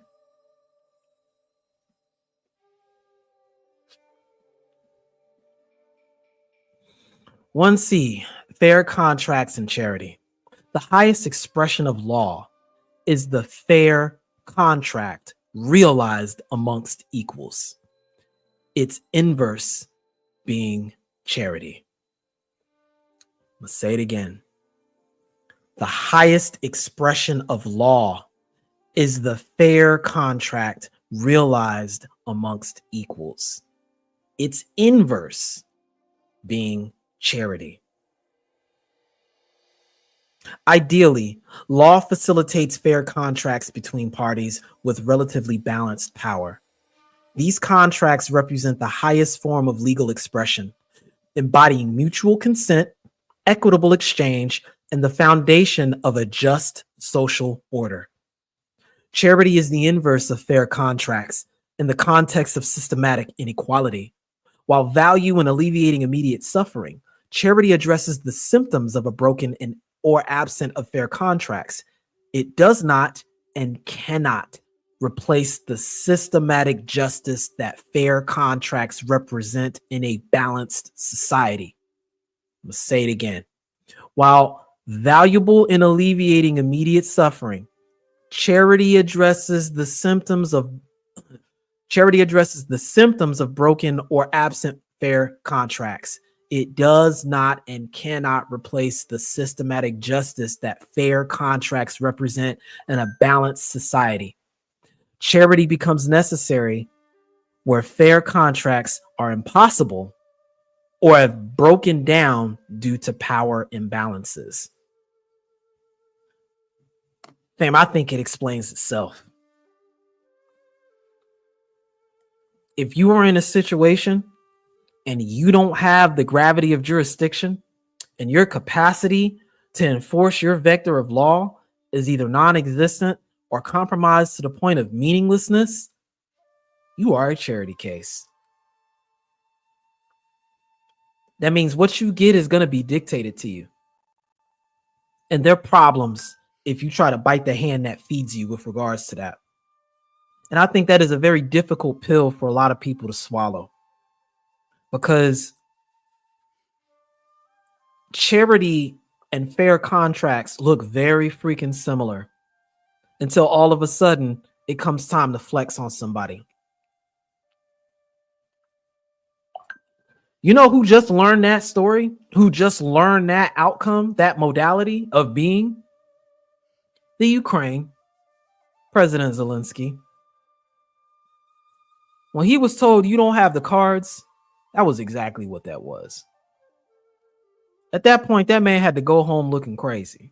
Now, I understand that they tried to pin this as some sort of him getting bullied and all this other things, but the factors of the jurisdiction, of the gravity of jurisdiction, were very plain to see.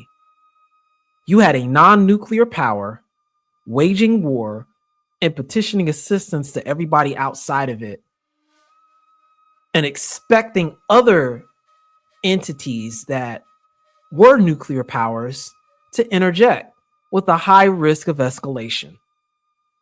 And then on top of that, making demands. He may have had a point about addressing the vector of law. Hey, he invaded me. He's in the wrong. They can say that all day. But at the end of the day, did the Zelensky have any gravity of jurisdiction to make people who have nuclear power capitulate to the will of someone who doesn't? Especially someone operating at such a difference in power modality, they got to get charity, which is quite literally what funded him. He pointed out that if they didn't get the charity concessions, that he would have lost in less than a week. This was a reality check of understanding the idea behind the gravity of jurisdiction. If you don't have the power to back that up, and especially if the majority of your power is through proxy, you don't have any vector of law at that point, or your vector of law is meaningless. Good luck trying to throw that football at 15 times regular gravity. Good luck. Try it. Have fun. Because that's the outcome that you'll be operating under. Gravity of law is crazy. Might as well be underwater trying to do all of that. That's exactly the situation he found himself in. And then ultimately, what was the end result of that? As of the time of this video, now a broker of peace is being hashed out between the various parties. And it looks like, they're going to have to rewrite yet another contract, which is what a treaty is.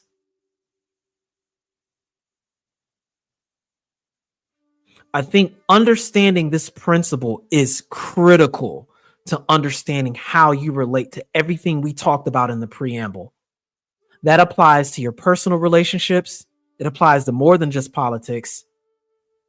And it's very critical because, as I told you before, the moment you introduce any idea of gender or sex to a statement you make, whether it's online, offline, in an environment, anywhere, it is in a way becoming political, which means you've just engaged in policy.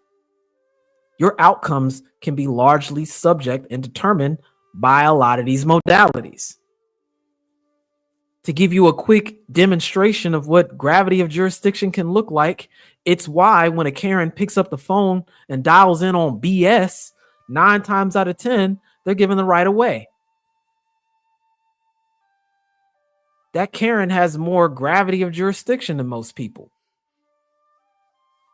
especially if you're classified as black with a Y chromosome. That's why when you may be in a domestic scenario and someone picks up the phone again and calls the police, who has the greater gravity of jurisdiction?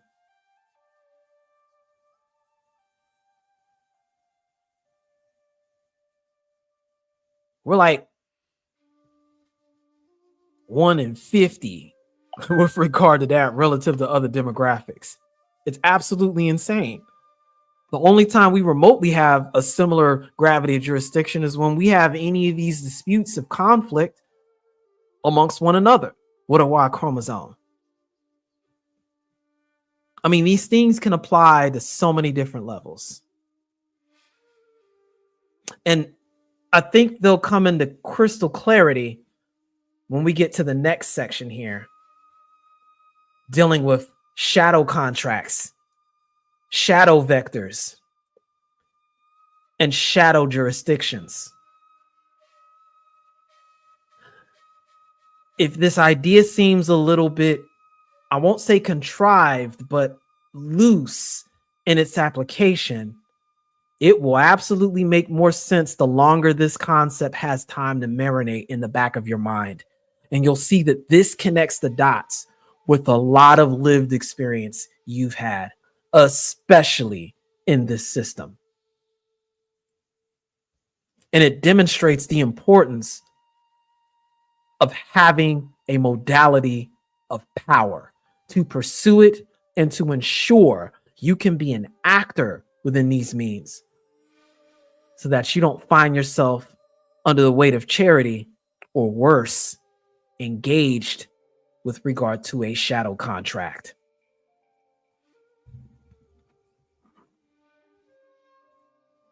Shadow contracts, shadow vectors, and shadow jurisdictions, where gross disparities in power exist. Shadow contracts that enslave and objectify rule through shadow vectors and shadow jurisdictions. Shadow contracts are agreements born from significant power imbalances operating within the gravity of law and shaped by shadow vectors and shadow jurisdictions. They are characterized by compulsion and not true consent. They are characterized by compulsion, not true consent. Shadow vectors represent the direction of legal and political force exerted by the dominant power in creating and enforcing shadow contracts. This vector is skewed by power asymmetry, prioritizing the interests of the stronger party. Shadow jurisdictions are the zones of influence, often informal or extra-legal, where the dominant power exerts control and enforces shadow contracts even beyond formally recognized legal boundaries. AKA, this is my block, end quote, even though you've got no deed. These jurisdictions are created and maintained by the power imbalance itself. Enslavement and objectification, shadow contracts operating through shadow vectors and jurisdiction lead to the enslavement, which is by definition functional forfeiture of autonomy, and objectification, quote, denial of agency and equal standing of the weaker party. Don't this sound familiar?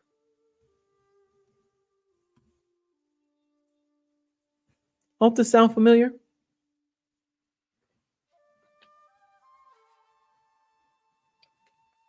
I think the greater part of our existence in this hemisphere has been under charity and shadow contracts, with the great exception to that rule being a period of reconstruction.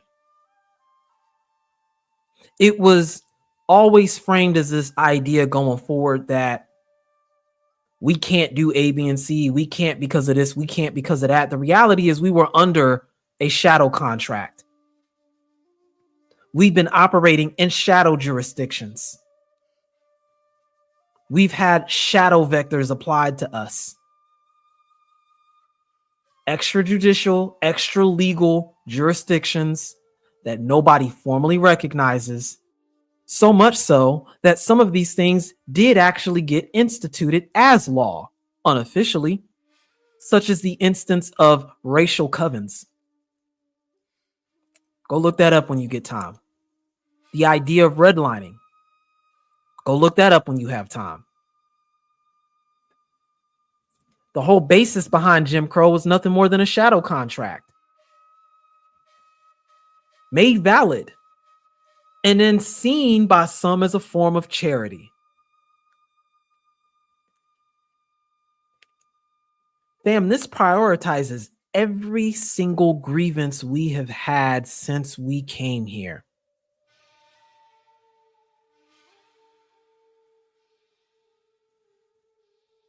I think you will find that this particular appendix will contextualize almost everything you see and will enable you to form a strategy to respond.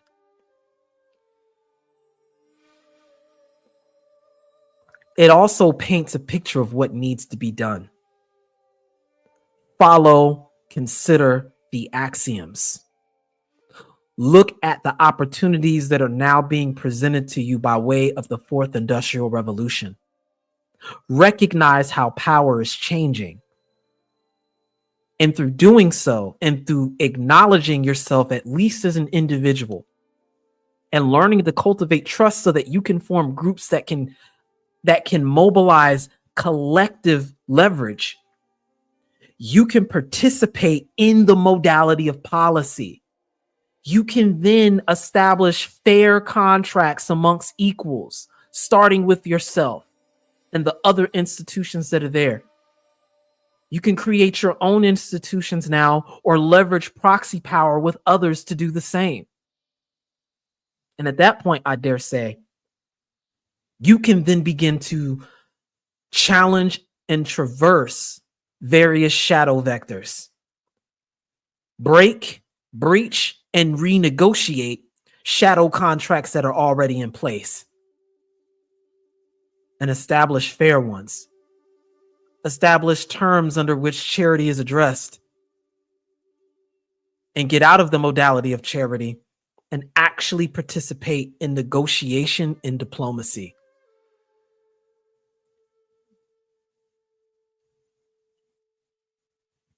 I implore anyone that's listening to this to consider the words in these documents.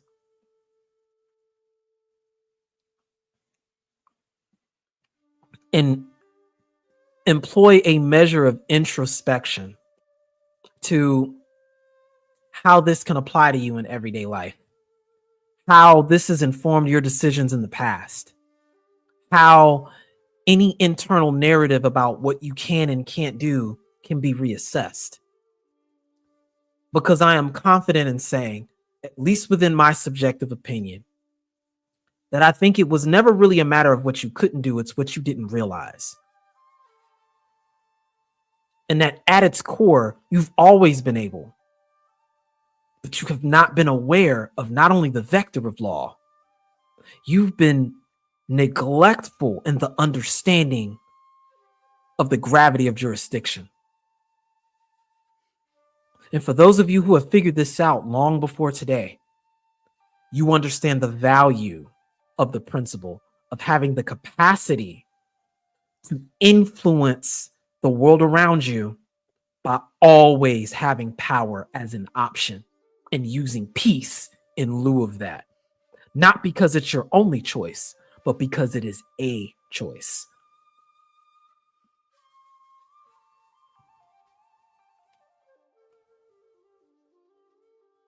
Technology is now opening up doorways, pathways, and ways to gain access to these things that has never been seen before in recorded human history.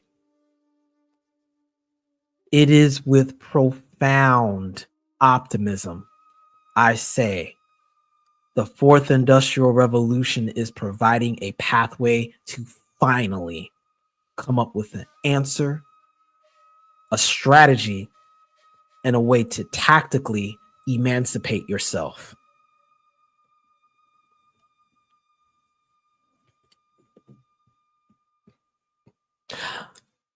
I could end the document here. And for most people, this will probably be the only thing you need. But I included an additional appendix to this to address contextually a lot of issues that people may be running into due to being in this space in general. And as technology continues to make the majority of these issues redundant that we'll be going over, I think that this can provide a useful framework of articulating the so-called gender war conversation and depersonalizing it, giving yourself the ability to navigate misunderstandings of what's happening as a result of it, and then provide you a strategy to move forward so that you can do what's best for you, your household, and be able to respond to the changes that are incoming as a result of these things. But before I move forward with that, I want to make sure there's no more questions on what we mentioned with appendix number 1. So any questions on appendix number 1 or anything else we've said that you guys want to highlight real quick or have me review for just a moment before we move on to this final section? And we'll move through the final section a little quicker because I've already had you guys here over 2 hours. Wow. Didn't seem like 2 hours. That's my fault.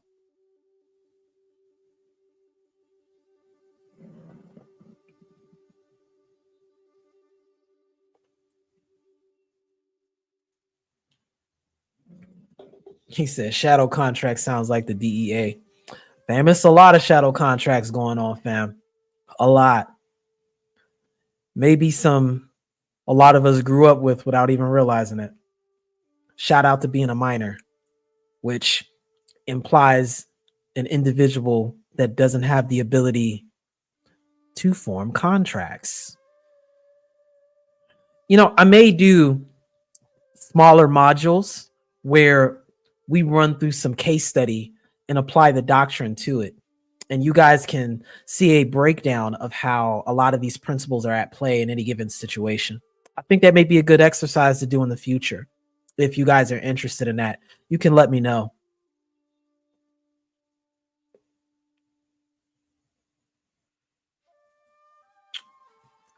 You don't have the cards. That is going to forever be a meme. I saw some of those on Instagram where they had Trump and Zelensky sitting there playing Magic, and Trump's just going ham in the freaking clip. You don't have the cards.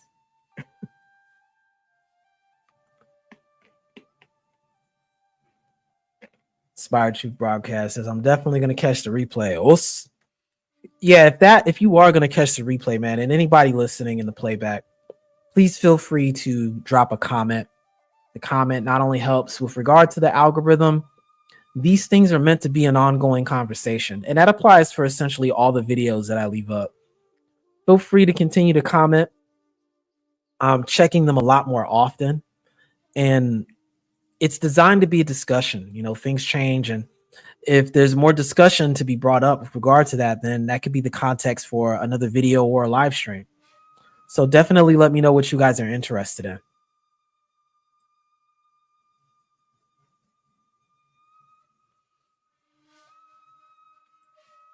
This is a point we hear a lot, And that applies to a lot more than just us.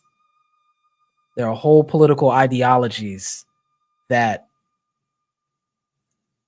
serve as a way of placating to that point rather than actually addressing that. Actually, I'm going to need to do one really breaking down the Bill of Rights and really showing how much proxy power that you have access to as being a citizen and how you can really leverage that. And especially how the fourth industrial revolution is changing a lot of ways those modalities are understood, expressed, and employed, and how a lot of that can work in your favor. A large contributor to my optimism. Large contributor. I got you, fam. I'll see what I can do on that and get that saved as a PDF. But I will have this saved as a comment. Hopefully it meets the word limit and it won't block me on that. If it does, I will link a PDF to it in the description. I'll see if I can get it online. I have to see the word, how many words this is. I'll work on it.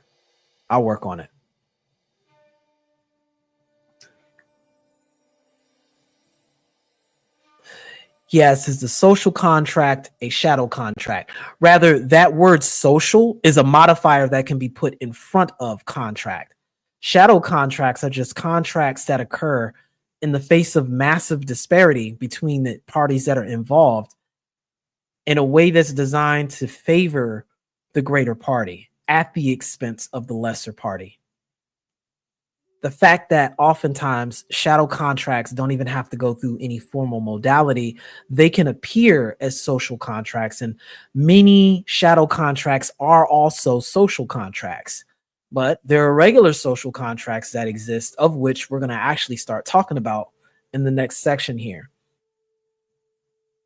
So natural, physical, legal, business, there's a wide range of prefixes that can be applied through which contracts are made realized. The key is to understand that the contract represents the highest articulation of law.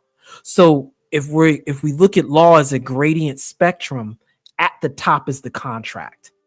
And contracts are important because they end up being preordained and established modalities of moving forward that unite multiple interests of policy in a particular intersection of interest.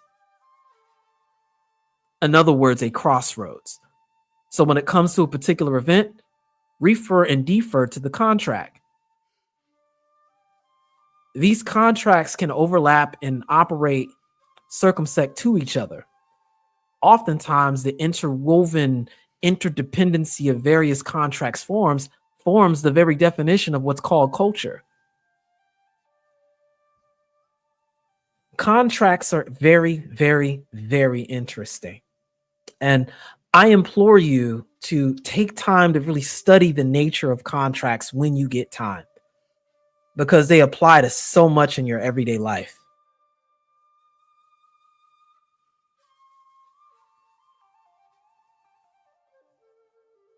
Man, when you start getting into how a lot of these rogue entities are beginning to use fourth industrial technology to undermine already established jurisdictions like that and create shadow jurisdictions and shadow vectors, it's absolutely crazy.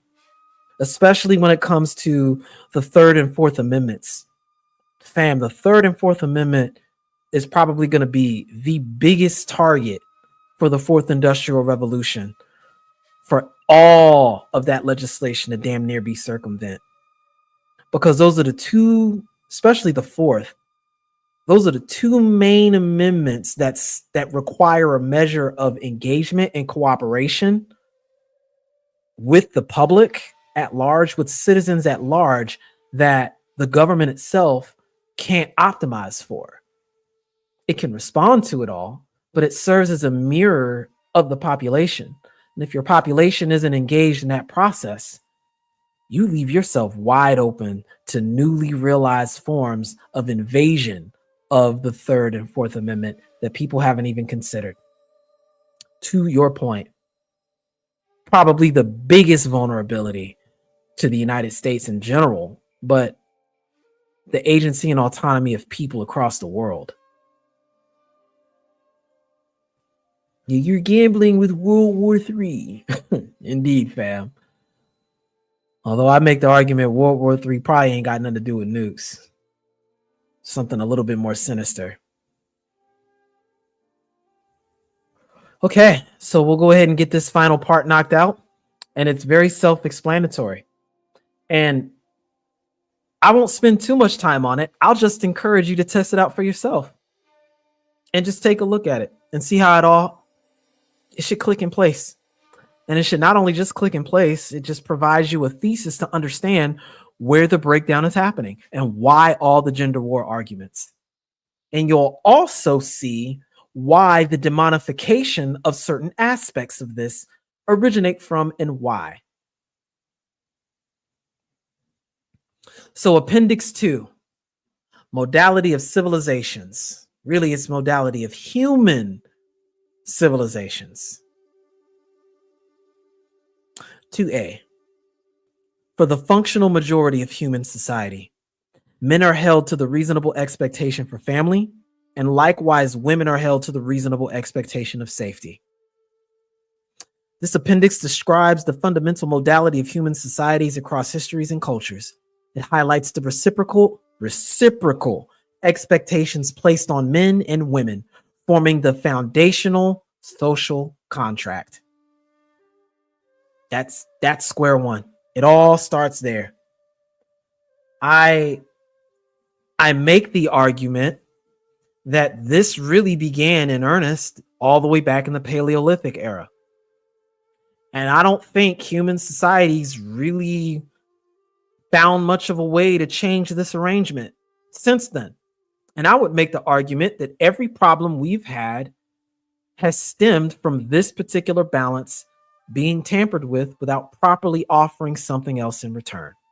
And that'll serve as a theme as we go on to the next parts, the next section here. 2B. For the functional majority of human cultures, initiations and motivations orbit around men being prepared to embody and demonstrate safety. Likewise, women are prepared to embody and demonstrate family. I'm going to say it again. For the functional majority of human cultures, initiations and motivations orbit, that's the key word, orbit, around men being prepared to embody and demonstrate safety. Likewise, women are prepared to embody and demonstrate family. This appendix delves into the cultural and psychological dimensions of the modality. It suggests that core male initiations and motivations are often linked to demonstrating the capacity to provide safety, while core female initiations and motivations are often linked to embodying and nurturing family. This is the norm. I know people have rappelled in from the ceiling and aggressively waged war on this arrangement. This is not the first time this has happened in recorded human history. And we've seen what happens to civilizations in the past as a result of this. And we're going to see a lot of the reasons what has caused shifts and adjustments to this. 2C. For the known majority of human history, phases of civilization can be marked by technological modalities introduced to this interplay of safety for family and family for safety, initially as a disruption and manifesting with time as an adaptation by way of the culture. I think it says it for itself. This appendix introduces the dynamic element of technological change. It argues that the major shifts in civilization are often marked by new technologies that disrupt the established family for safety slash family safety for family slash family for safety modality, leading to periods of social upheaval and eventually cultural adaptation. In other words, the interval between when the technology is introduced and the time that the culture has to adjust to these changes and redefine what safety and family and this word reasonable mean is critical.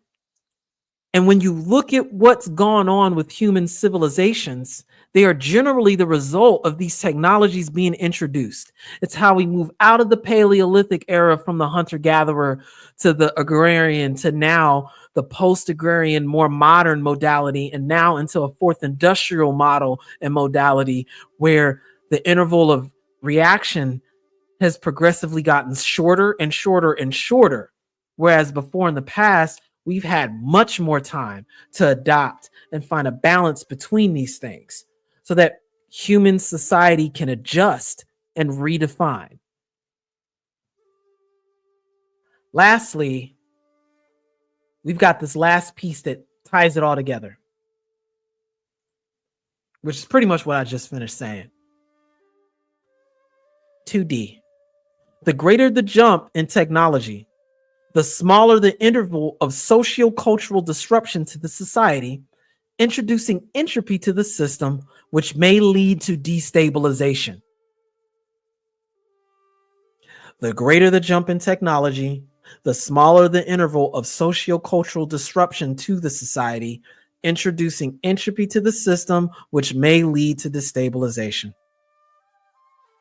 This appendix highlights the accelerating pace of technological change and its potential to destabilize societies.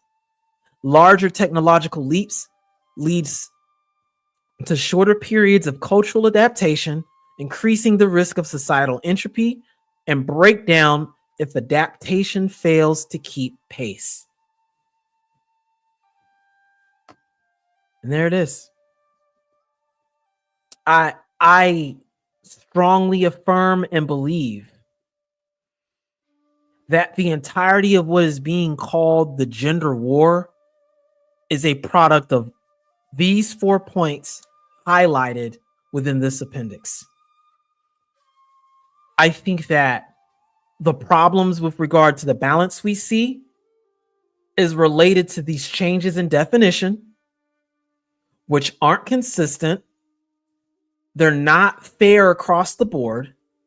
And the majority of changes that have happened as a result of the technology, as we've seen here in 2D and 2C, have disproportionately affected men's capacity to provide safety, which has led to the overall question of people in general to ask, what's the purpose of men?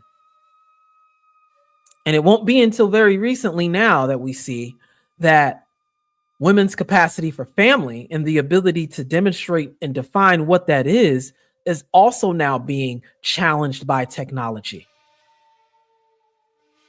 The fundamental problem is that the system has gone 100 years plus, getting used to continually changing the definition of what safety means, being able to augment it with the very technology itself and the power of the state.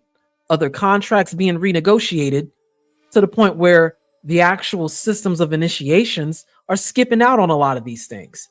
Meanwhile, nothing has been offered for the men's side of the contract of what they can expect for family. You've got two different messages. Everything's fine, work harder. Sure, that helps for some people.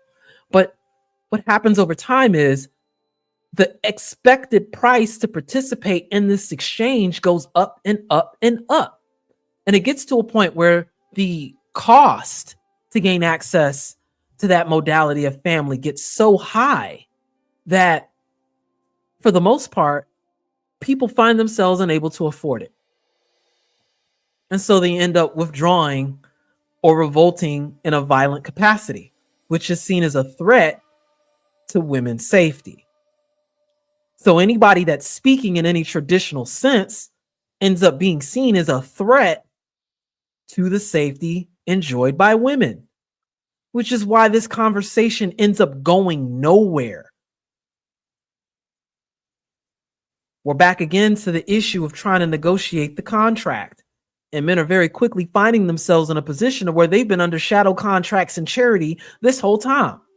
because the breach of contract occurred all the way back here. All the way back here. I think you'll find this particular set of understandings within the axioms will make it much easier to navigate gender-based arguments, conversations, and so-called gender war things, and help you to depersonalize these things and understand that these are all rooted in what's happening to the environment by way of technology interrupting this pattern and the culture just not having enough time to pose a response. If you can zoom out, look from the top down, you can almost see play for play how all of this fanned out. And when you contextualize all of the rest that this document covers, you'll be able to see where those points are and what you need to do to better posture yourself in the bigger picture. Ultimately, you need to work aggressively and as best you can to being involved in reinforcing and establishing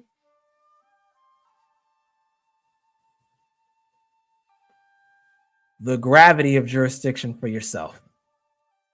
Right there.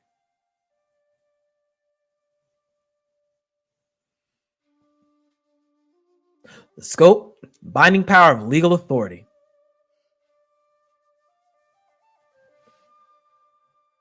For most people, this is done and reinforced by this right here. However way you got to make that happen. And for the latter, the easiest part to leverage is this right here, proxy power, with this right here.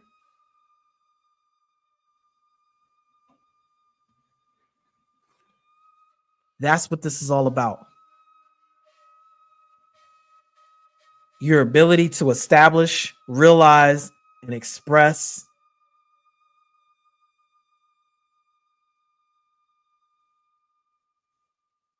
autonomy.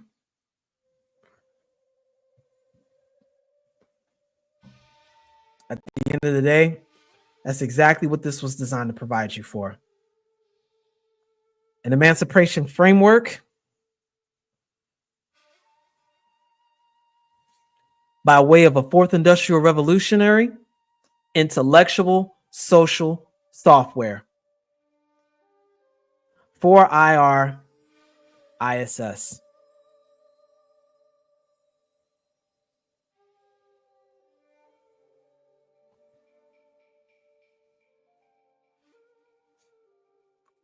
There's the doctrine.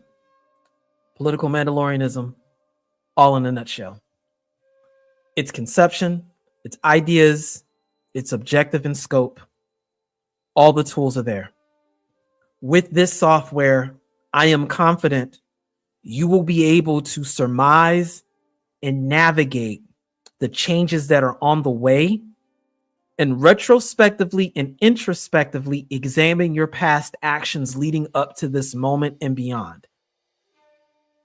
I believe you will find this document to be of service to you, these modalities of thoughts to be of service to you, and most importantly, help you to depersonalize so that you can actualize and aim towards maybe not a solution, but trade-offs that work greater in your favor.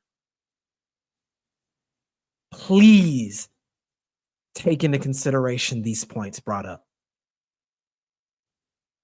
Meditate on them and find your own nuanced way to move forward with it all. Hence that phrase, ware ware no michi, this is the way. This is the way.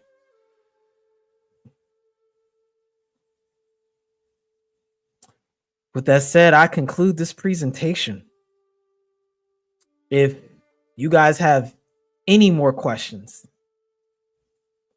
anything you want me to review, let me know.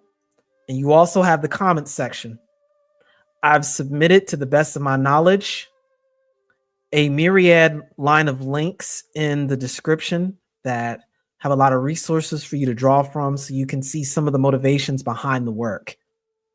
And in the future going forward, I won't necessarily visit this explicitly, as this post is going to serve as a kind of repository of the information. So the conversation can continue here and people can refer and defer to this post. As what was said before, take what's useful, leave behind what's not.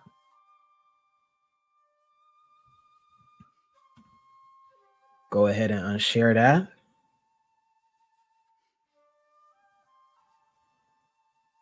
And we'll do another review of the comments.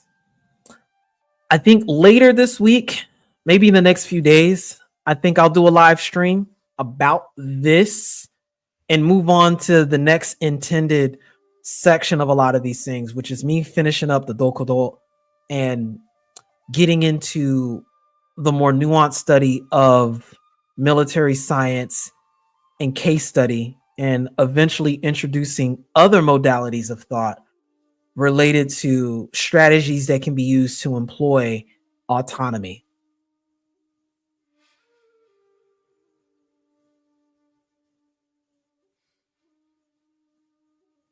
Let's see. I don't think anybody new came in. We did get Alonzo Hall earlier. Os, glad you can make it, fam. Ellis Active, Os. Lee's Ways, Os. Hurricane Greg, did I get you earlier? I may not have. Os. Let's see. I think that's all the major comments I see. Irvin Reed, Os. I see you, fam.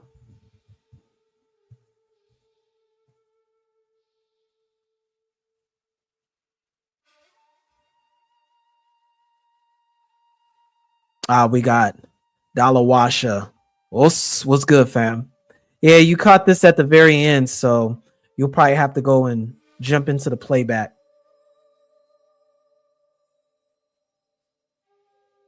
But yeah, with that said,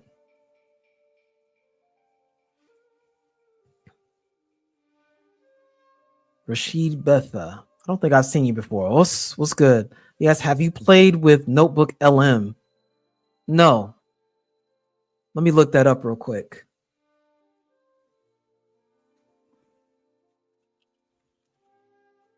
Oh, okay. So it's a open source software. No, I haven't seen that yet. This looks interesting. Okay, yeah, it's an open source. I'm gonna download that and play with that later. Thanks for getting me hip, fam.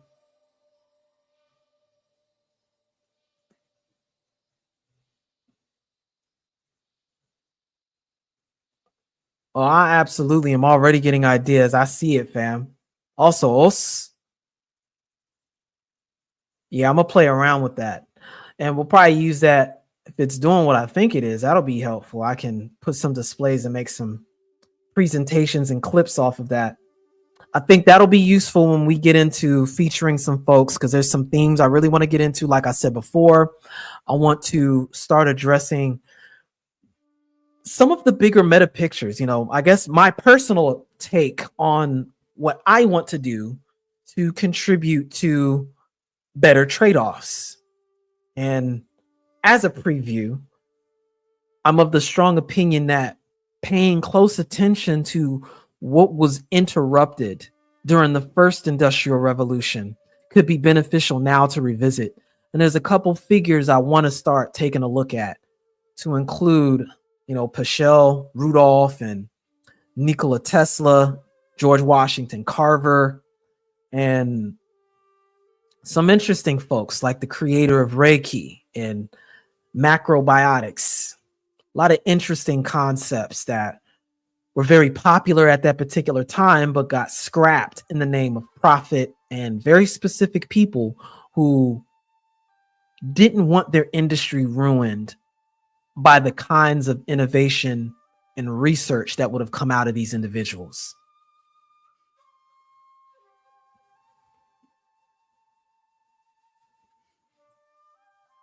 Okay, yeah, he said it's nothing you download. Well, I'm sure it probably has an app. That's what I was more so thinking about. Usually those things have an app you can download and use on your phone also, or you can just get direct access by way of the site. I'm gonna take a look at that. Again, thanks for getting me hip, fam. But with that said, I guess we'll start getting ready to close out. Nobody has anything else to add on.